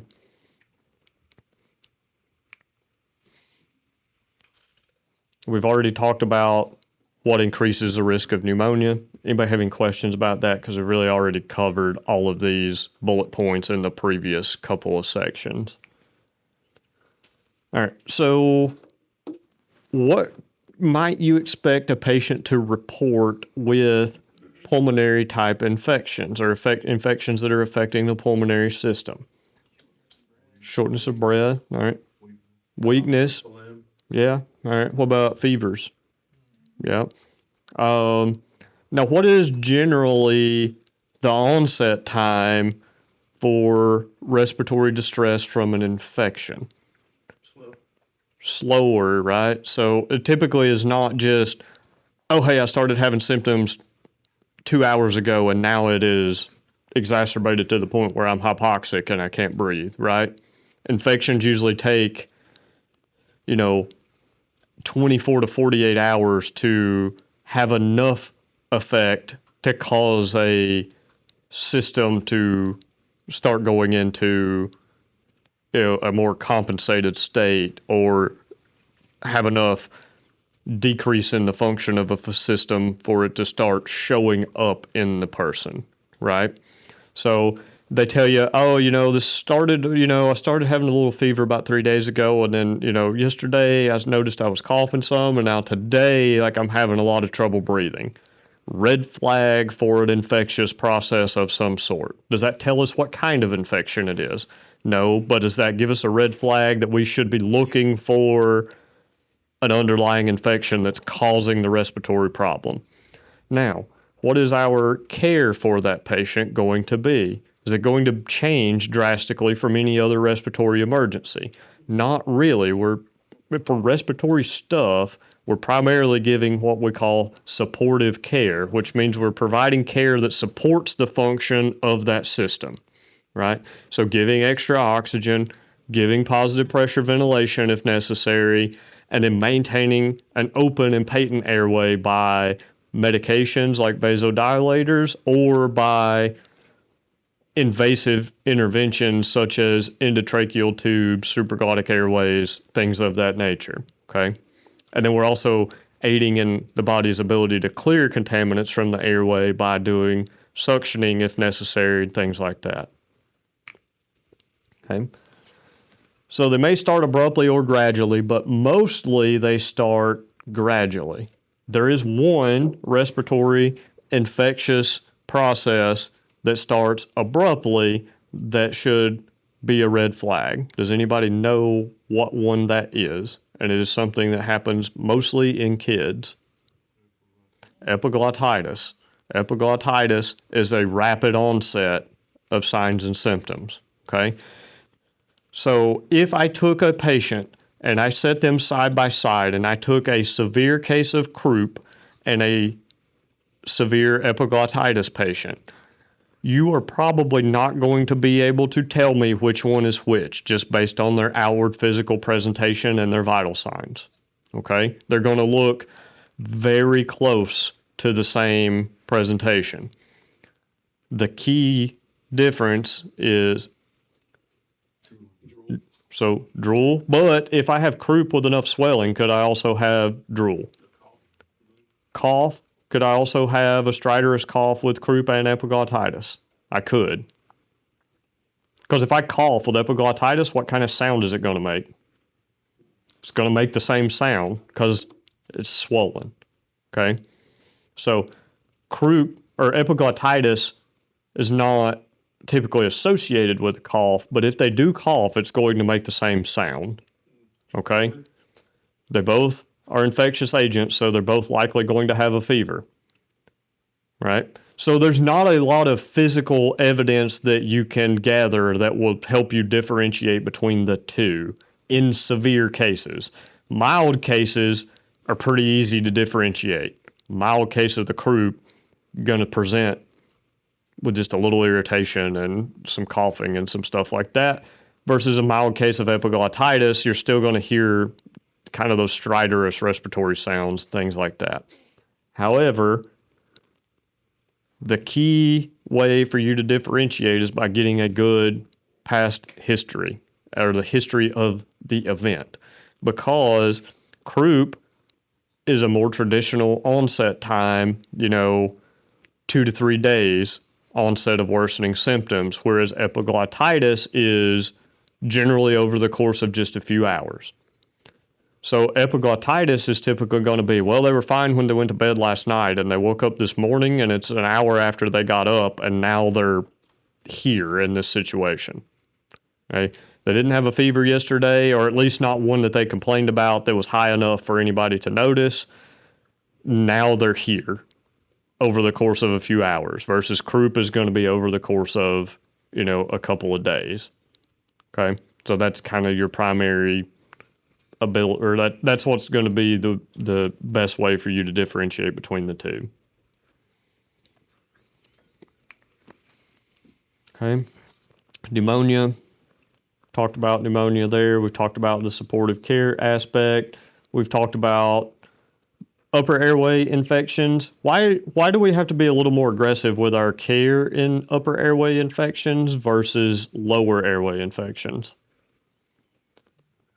Because with lower airway infections, You're not worried Maybe about like a losing airway. complete obstruction.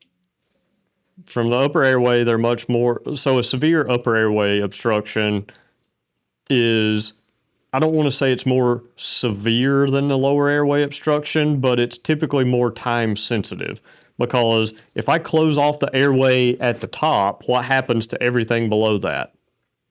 Well, it doesn't matter how great of condition it is in, it's not going to get any air. Versus if I have a lower airway infection and I have some diffuse swelling in all the lower airways, am I still going to be able to make gas exchange happen? Yeah, I can, right? So upper airway infections are typically a little more time sensitive. Now, as far as we are doing things in the field, what is the biggest time sensitive intervention that we may have to do for an upper airway infection? An intubation. Okay. I will tell you, an upper airway infection with swelling above the level of the vocal cords, it is not going to be very effective to use a supraglottic airway in that patient. Why would it not be very effective to use a supraglottic airway?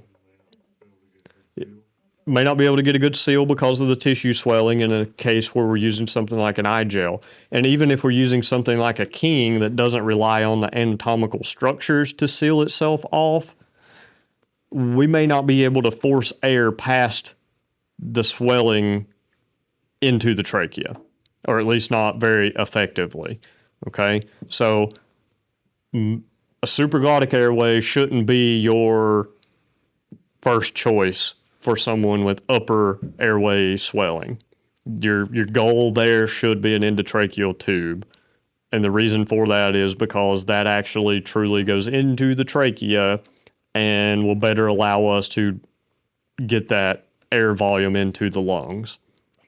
Okay, so see the kind of delineation there.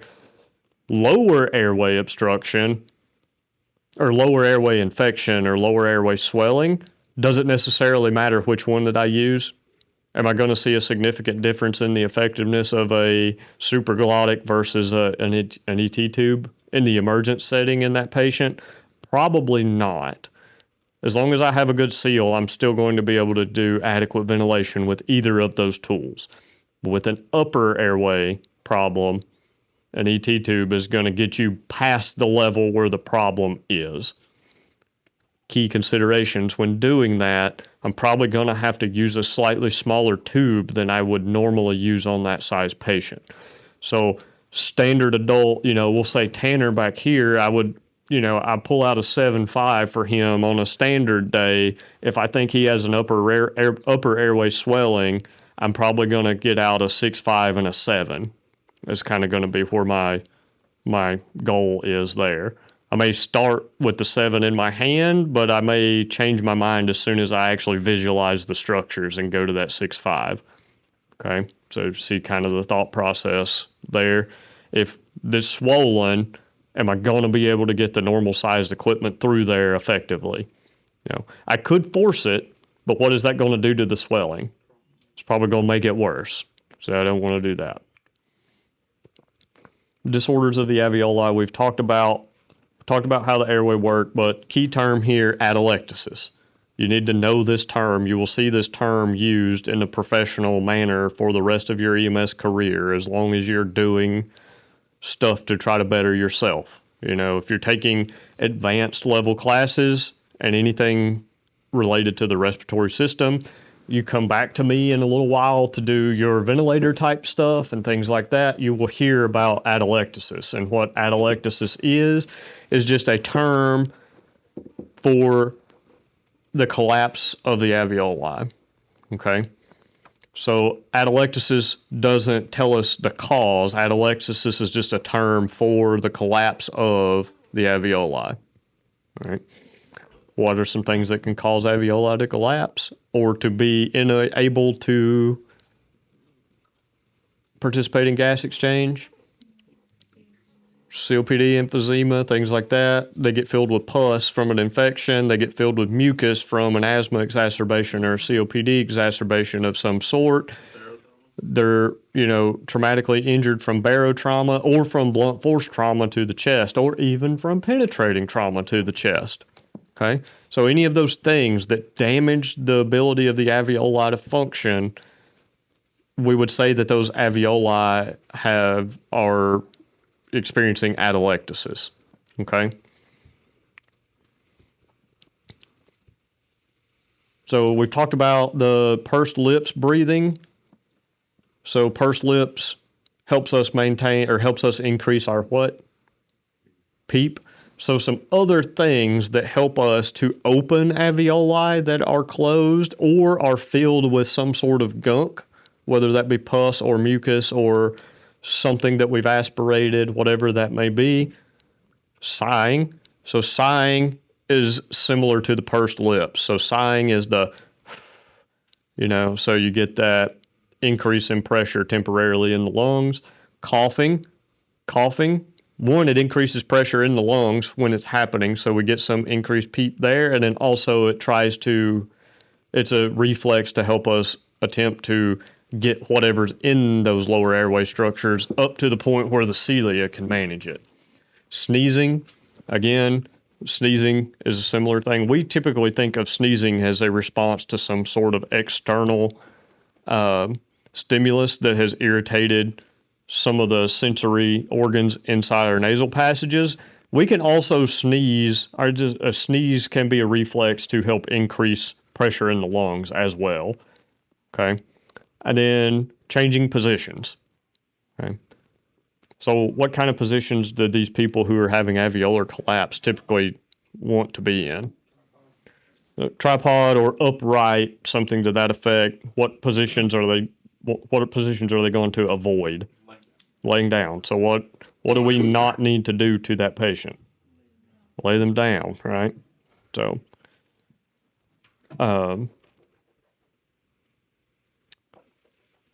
if the alveoli don't reopen, it causes entire segments of the lung to stop participating in gas exchange. And eventually, that whole section of the lung will kind of deflate.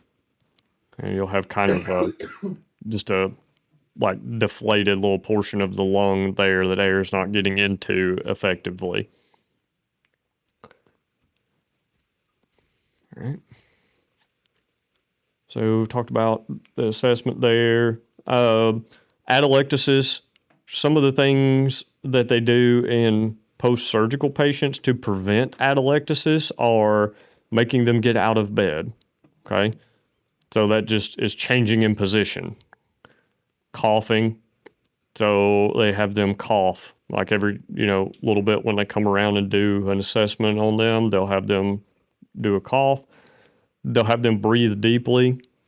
They'll have them use one of the incentive spirometers there, whether that be an inspiratory volume or an expiratory volume, or it may be one that they have a goal for both, and they'll make them do that like every 15 minutes or every 30 minutes until they can routinely get it to the level that they're supposed to be at. All right, then we got cancer. So lung cancer, what's the problem with lung cancer as far as our respiratory system goes? Kills tissue. Yeah, it kills tissue, takes up space. Basically, it decreases the ability for gas exchange to happen. That's kind of the overall thing that happens there. Can it cause tissue can it cause healthy tissue that is adjacent to it to become, altered and enabled to participate in gas exchange? Yeah, absolutely. Right.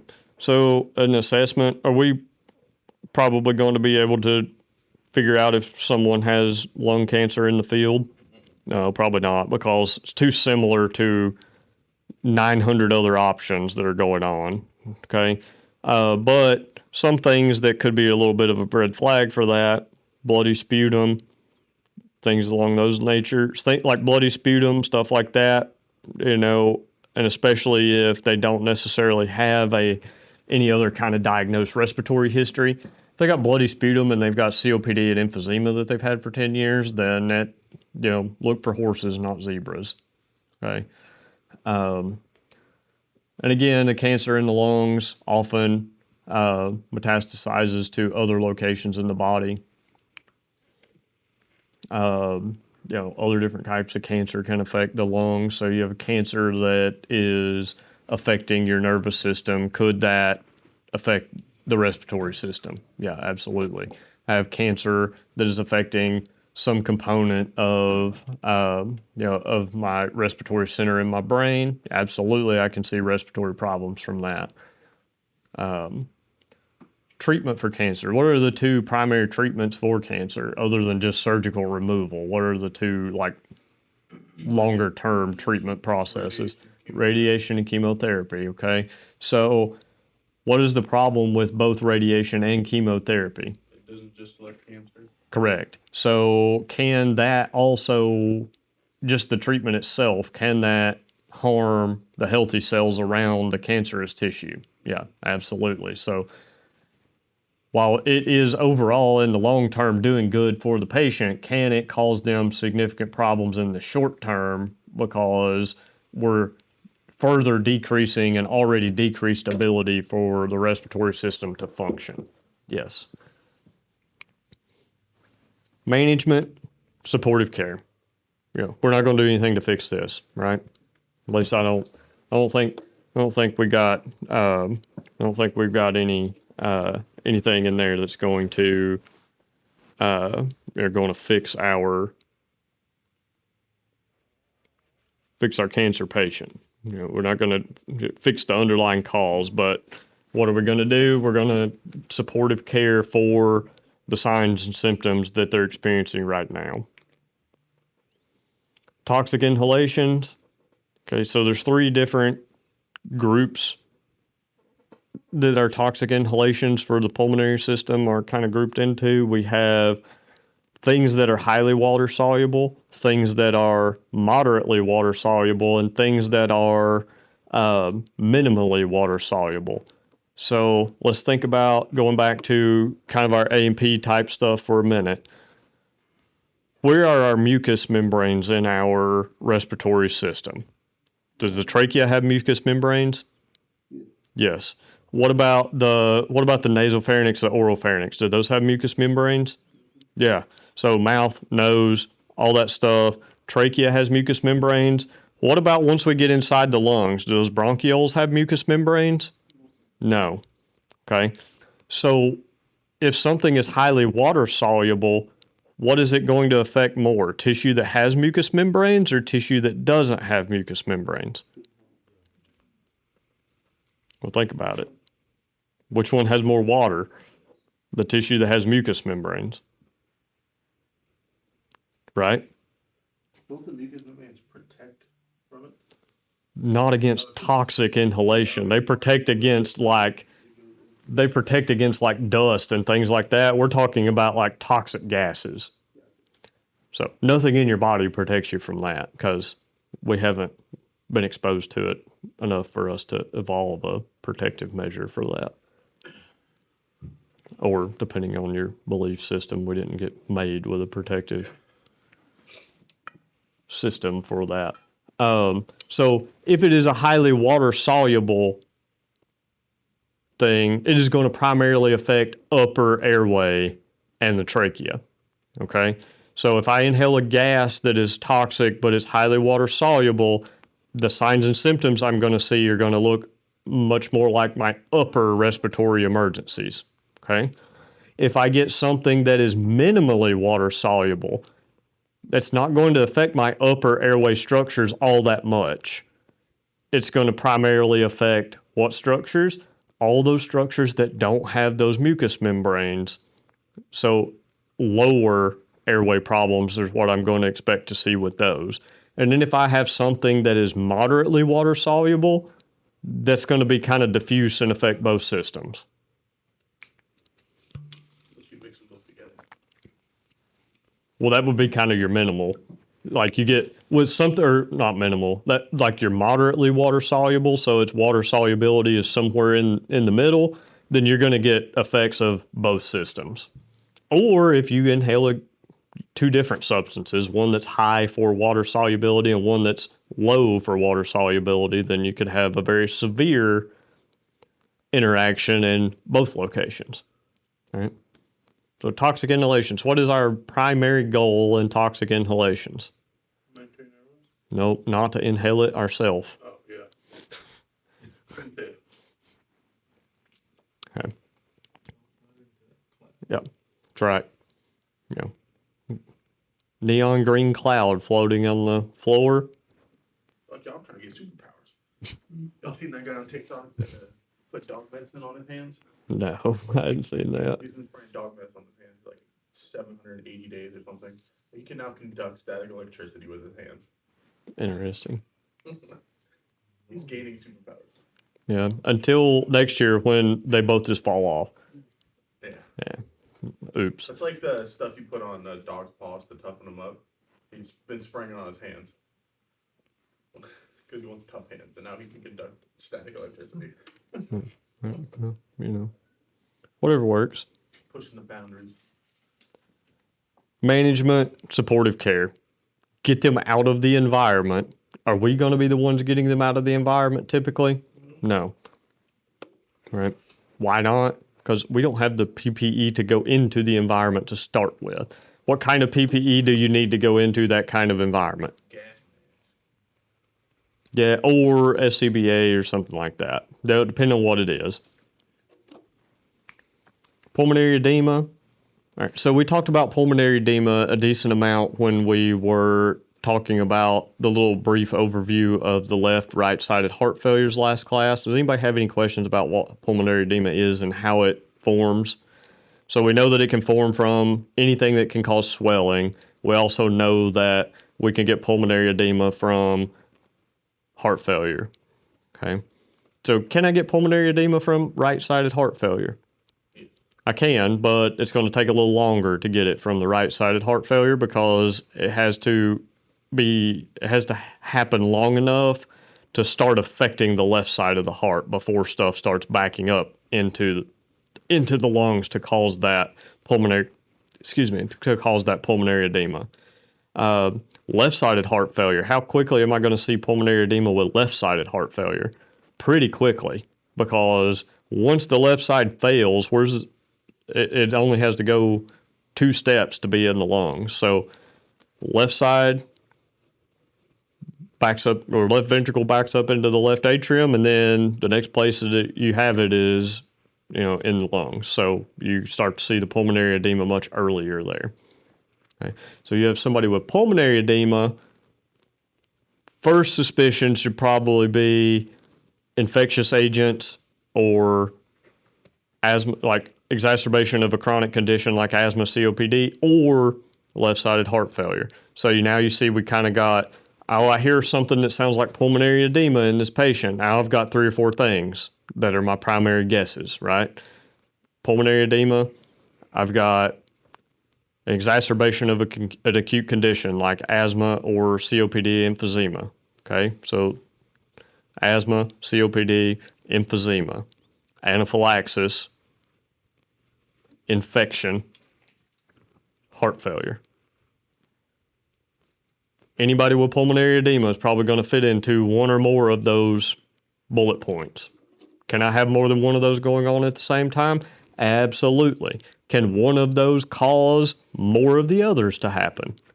Absolutely. But now you can see we've kind of learned a little bit about the medicine and stuff like that. Now, as we're going into the specific chapters, we're going to learn how to group things based on what we find. So if I see systemic edema, blood clots, heart failure, infection, anaphylaxis, kidney failure. So you see how I've got some of those things overlap, right? Anaphylaxis was in both. Heart failure was in both. But now we can kind of see how we can start to differentiate based on simple assessment findings. So I know if I've got peripheral edema, what side heart failure is most likely? Right-sided, okay? Now, if I have right-sided heart failure, I should suspect that they also have what? Left-sided heart failure. So if they have peripheral edema and I suspect right-sided heart failure, I should suspect left-sided heart failure, which would also tell me that I should expect them to have what? Pulmonary edema. It may not be enough yet that I can, hear it on breath sounds or, appreciate it on my assessment yet, but I should expect to see it or that it is happening. So I should treat that kind of accordingly. So at that point, instead of just giving a, straight up bronchodilator like albuterol, would it be better to give a Duaneb with the Atrovent in it for that patient? Even though I may not hear the pulmonary edema, I can assume based on their symptoms and knowing how the physiology works in the body that it's likely that they also have it now or will develop it soon. Okay? Questions about that? I will tell you. Including the processes that cause like a flash pulmonary edema, like one that very quickly happens all of a sudden. So flash pulmonary edema is a couple of things. One, acute exacerbation of asthma, COPD, those type things are anaphylaxis. So those cause flash pulmonary edema because they cause rapid swelling of the lung tissues themselves. Exposure to a toxic inhaled substance, that can cause flash pulmonary edema. The other thing is a rapid change in circulatory status from MI or something like that. That can cause flash pulmonary edema or rapid onset pulmonary edema. And then we have rapid physiological shifts in the body due to medications. can cause flash pulmonary edema. There are more things, but those are your main 4 or 5 that you should start looking to rule out first before you start digging out into the weeds. All right. So what I'm going to teach you is I'm going to teach you, 5 or 6 major things based on an assessment finding. If you rule out all of those things, then we can go looking for,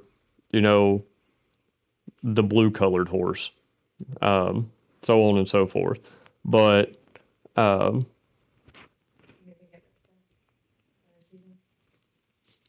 it is in, so the computers and the sheet with the codes on it is in that black case right there. And the sheet, I printed the sheet off and it's laying on top inside that case. Need any help loading it or anything? No. All right, cool.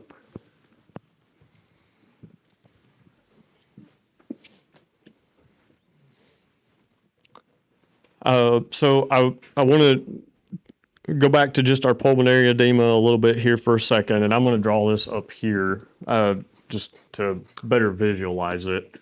So we have 2 main forms of pulmonary edema and a super squeaky whiteboard.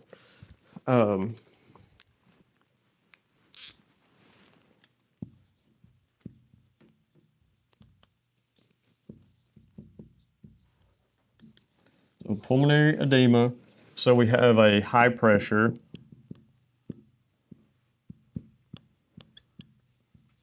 and we have a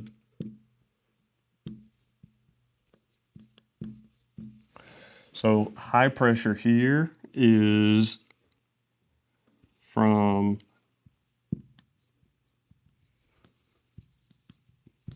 some sort of cardiogenic problem. Okay, so this would be from a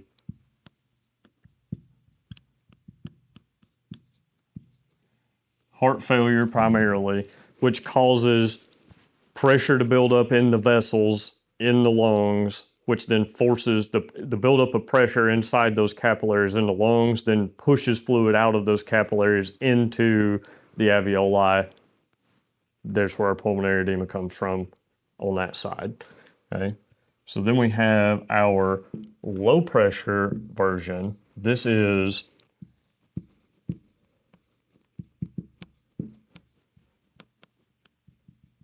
the osmotic oncotic cause.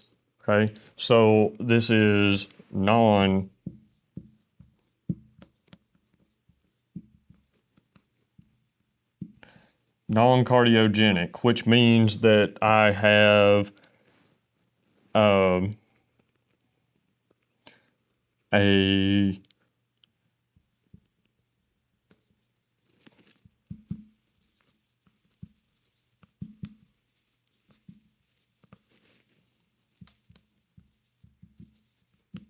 change in the concentration gradient, which causes fluid to be pulled out of the circulatory system into the alveolar system, causing the pulmonary edema.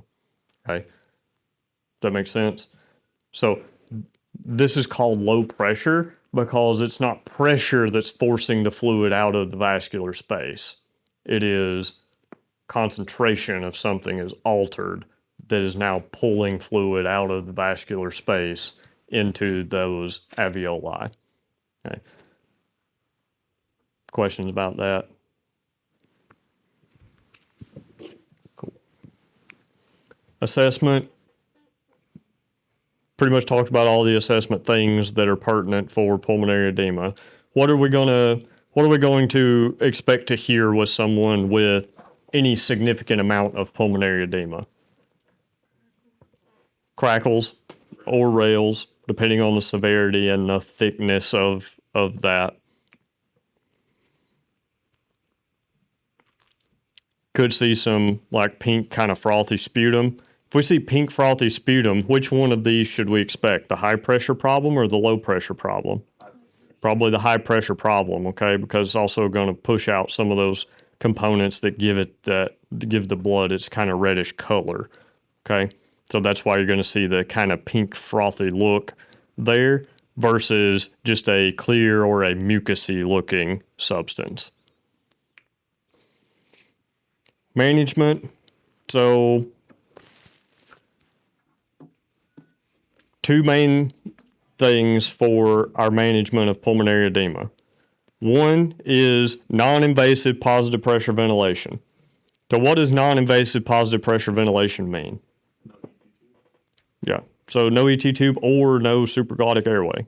Okay. So it means there's three options, that are readily available in the field for CPAP, BiPAP, BVM.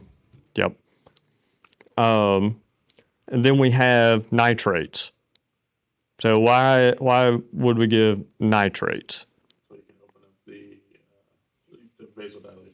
So we get the vasodilation properties so that hopefully we can get the fluid back into the circulatory system. Okay. Now, which one of these is going to be most effective on its own without any other assistance? If I could only pick one of these, which one should I pick? I should pick the pressure. I should pick the non-invasive positive pressure ventilation method. Okay. Now, the best option is to use these in conjunction with each other, because if I give the nitrates to get the vasodilation, does that make it easier or harder for me to push the fluid back into the circulatory space? Makes it easier. So if I get the nitrates on board and I add positive pressure ventilation, does that give me a much better effect at getting the edema back into that circulatory space? It does. So in most cases, you should use these in conjunction with one another. Where would be a case where I wouldn't want to use this in conjunction? Where would be a case where I didn't want to use the nitrates? Yeah, they've already got hypotension, right? Could it even be a problem at that point to use the non-invasive positive pressure ventilation? Yep. What could I do for that patient so that I could use the non-invasive positive pressure ventilation? Vasopressor. All right. So now is the vasopressor is that going to help me with my ability to move that fluid into the circulatory space, or is it going to make that ability worse? Probably going to make it a little bit worse. However, like I said, the positive pressure ventilation is the more important component of the management here, because if I use appropriate pressures, I can still get them adequate ventilation. It may not get them back to a normal baseline, but it will keep them from experiencing, tissue death from lack of perfusion at that point. ARDS. So ARDS is a mnemonic that refers to acute respiratory distress syndrome. Yeah. So you're typically not going to identify ARDS in the field unless you have a patient that has had a respiratory problem for a very long time, like over several days, and now they're starting to have diffuse respiratory system failure. Okay. So ARDS is diagnosed with a chest x-ray. So with a chest x-ray, it just looks like you've taken white granules of sand and sprinkled it throughout the lungs on a chest x-ray. Anybody ever see a chest x-ray of a patient with COVID? That is what ARDS looks like. Okay. Isn't that what they were calling COVID, like the first? Well, it causes ARDS. So it is, yeah. So they were just calling it ARDS before they had found a specific viral source of it. ARDS is a classification of symptoms, not a specific infection or specific cause. It doesn't matter what causes it, it's just a set of symptoms grouped together. So, happens with damage to the lungs.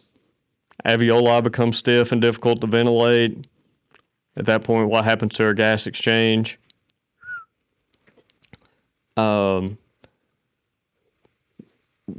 These patients require lots of oxygen, and they also typically require lots of pressure to ventilate them. And the one other thing that they typically require is something that we call an inverse I to E ratio.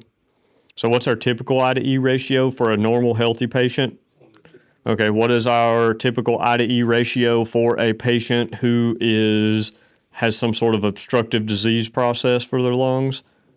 1 to 3, 1 to 4, something like that. An inverse I to E ratio means that we take that 1 to 4 and we swap it. Now we're taking 4 seconds to deliver the inhalation cycle and only 1 second to exhale. What is that going to cause? Gonna force more of the alveoli open. It is. And then what's that going to cause over time? Decrease beat? Increase beat? Increased. Because, Oh, because we're sucking it out quickly? well, is all of that air going to be able to leave the lungs? No. No. So what's going to happen eventually? We're going to build up too much pressure in the lungs and we can cause barotrauma. So typically with an inverse I to E ratio, you will do the ventilation for, like 3 to 5 minutes, and then you will give them you'll pause the ventilator for like 5 seconds to allow their lungs to deflate enough that you're not getting into that dangerous pressure level. And then we're going to go through this one pretty quickly because we've already talked about pretty much everything in here at some point. So there's a couple of high points I want to hit, and then we will be done for the day with lecture. We talked about blebs and how they're formed and why they increase your likelihood for a pneumothorax because they lose the ear elasticity. They're easier to pop. People who are susceptible to pneumothorax that is non-traumatic in nature, people with asthma, people with emphysema, people who are like tall and skinny, and smokers. Okay.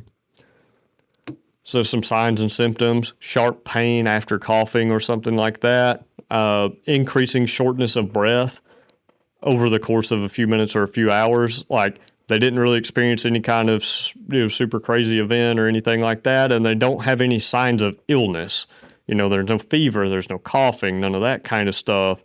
Just an increasing shortness of breath over the course of a few minutes to a few hours, depending on how big the leak is in the lung. What is our treatment for a pneumothorax? What's our treatment for a standard pneumothorax? Standard, nothing. Nothing. Well, supplemental oxygen, maybe, some supportive care, whatever, making the patient comfortable. What's our treatment for a tension pneumothorax? Needle decompression.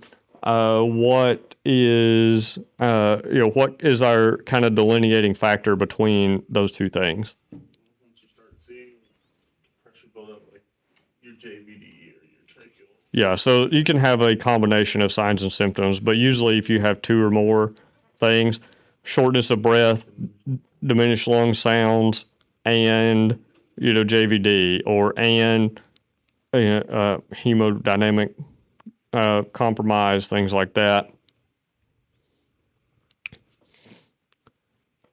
Pleural effusion. So pleural effusion is just buildup of a fluid between the lung and the chest wall. So remember we talked about the 2 layers of the pleura. We had the visceral pleura and the parietal pleura. So the visceral pleura is up against the lung tissue itself, and the parietal pleura is against the chest wall. We have in a pleural effusion, we get a buildup of fluid between those 2 layers of pleura. What are we going to do to treat that in the field? Supportive care. What are they going to do in the hospital? They're going to do something called, well, they're not going to do, typically not just a chest tube. They typically do this with a needle, aspiration. It's called a, let me see if it's actually got a thoracentesis. Yep. Pulmonary embolism. What is a pulmonary embolism? Yep. All right. What's the problem there? That blocks. Blocks blood flow. So if it blocks the blood flow what happens to the ability to do gas exchange beyond the point where that clot is? Goes away, right? All right. So seems that's pretty logical if you just take a second to think about it, that kind of the bigger the branch of the vessel that pulmonary embolism is blocking, the more effect you're going to see from it. You know, if I have a pulmonary embolism and it's only affecting a very tiny vessel that only supplies 2 different alveoli, how much effect am I going to see from that? Probably none, realistically. What if I have one that is affecting, 10,000 alveoli? Am I going to see a big effect from that? Yeah, absolutely. Saddle PE. Yeah. So saddle PE is one that is lodged where the left and the right pulmonary arteries branch. So at that point, it is limiting blood supply to all the structures in both lungs. So that's a bad day. What are we going to do for that in the field? CPR. For that one, yeah, probably CPR. Supportive care. Try to maintain an oxygen saturation. What's the problem with that? Doesn't necessarily matter how much oxygen you're giving them. If there's no blood circulating, the oxygen's not going anywhere. Have But- you seen, like, when they've removed them Mhm. and it like holds the entire structure? Yeah. Yeah, it's pretty interesting stuff. So your big red flags for a pulmonary embolism would be a very sudden onset of hypoxia with no obvious cause. Okay? So a very sudden onset of, a feeling of air hunger, shortness of breath, and they're hypoxic, and their hypoxia does not respond to supplemental oxygen administration. That should be a big red flag for a possible pulmonary embolism. Where does that patient need to go? Somewhere with interventional radiology. Okay. Where can we take them here that has interventional radiology? That's guaranteed to have interventional radiology. One of the 3 main sites. All right. Other places may have it intermittently. Those 3 will have it, at any given time. All right. Another red flag is that you see like cyanosis at a certain level in the body that doesn't clear up with oxygen administration. That you typically see that with something like your large saddle PEs. Typically at that point, that patient's in cardiac arrest by the time that we get to that patient.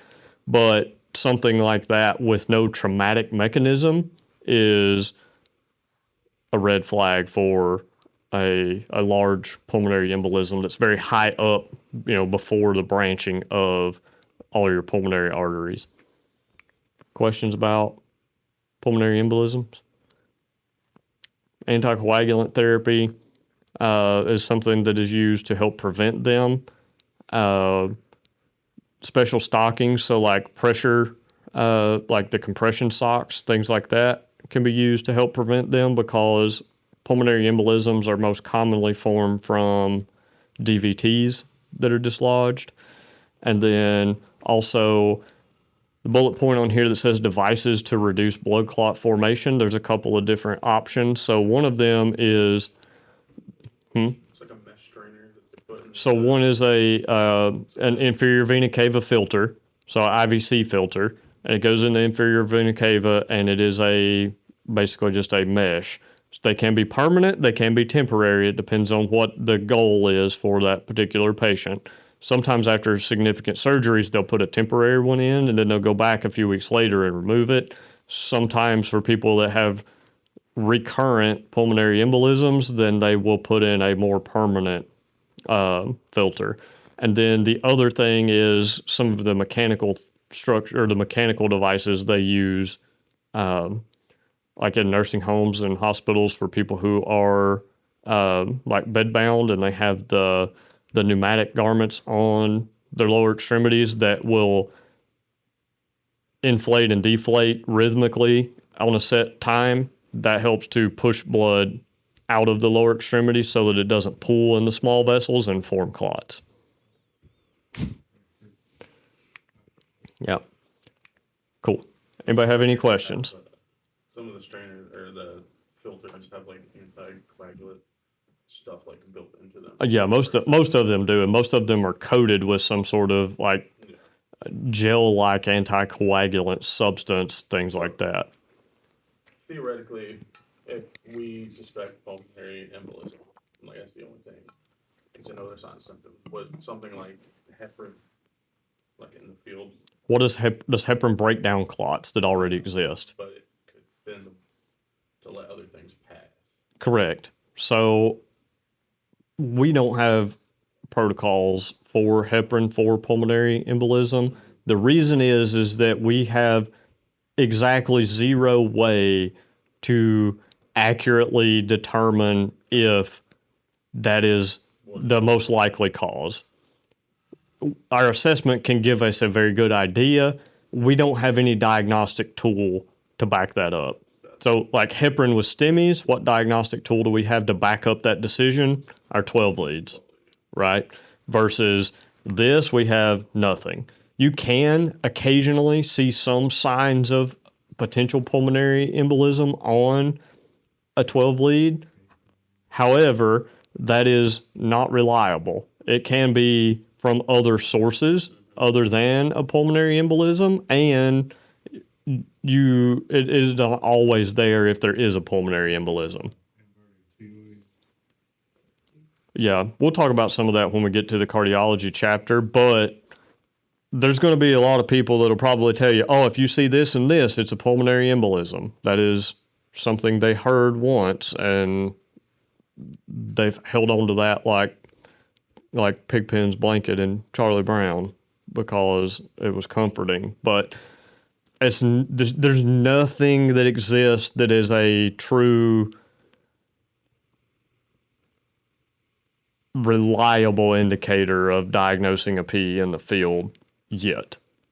Okay. Yet being the key word. Probably will at some point have something. Right now, we don't. Imaging is the gold standard for diagnosing that. Okay. And the problem is if we give heparin and it turns out not to be that and something completely different, we could have severely messed up the ability to give some other treatment that would have been necessary for what they found. So that's why we don't try not to do things that could potentially cause a lot more harm. Because one thing with heparin is it's not going to make the condition better. It's only going to potentially stop it from getting worse. So the reward there doesn't outweigh the risk without having some more diagnostic tools at our disposal. They do CT first? Yeah. See, now like in the ER, if they do a CT, then cool. They'll give you heparin. Like that's a standard thing to do for PEs. Just it's not a standard to give in the pre-hospital setting because way too many options of other things it could be that we don't have the ability to rule out. Once we kind of narrow that down and get a better way to, definitively determine that that's the cause of our patient's problem, then I think that we will see something like that happen. But as of right now, we just don't have a good diagnostic tool. Gotcha. So say you see caving, that's usually they're about to die or they're already dead. Yeah, the heparin's not going to help it. They're still going to die or are already dead because the heparin won't make it smaller. It will only prevent it from getting bigger. And at that point, when you're seeing those signs, stopping it from getting bigger is probably not all that beneficial. At that point, it needs to be either mechanically removed or chemically dissolved. We got to get rid of it at that point before you're going to see any change. All right. Cool.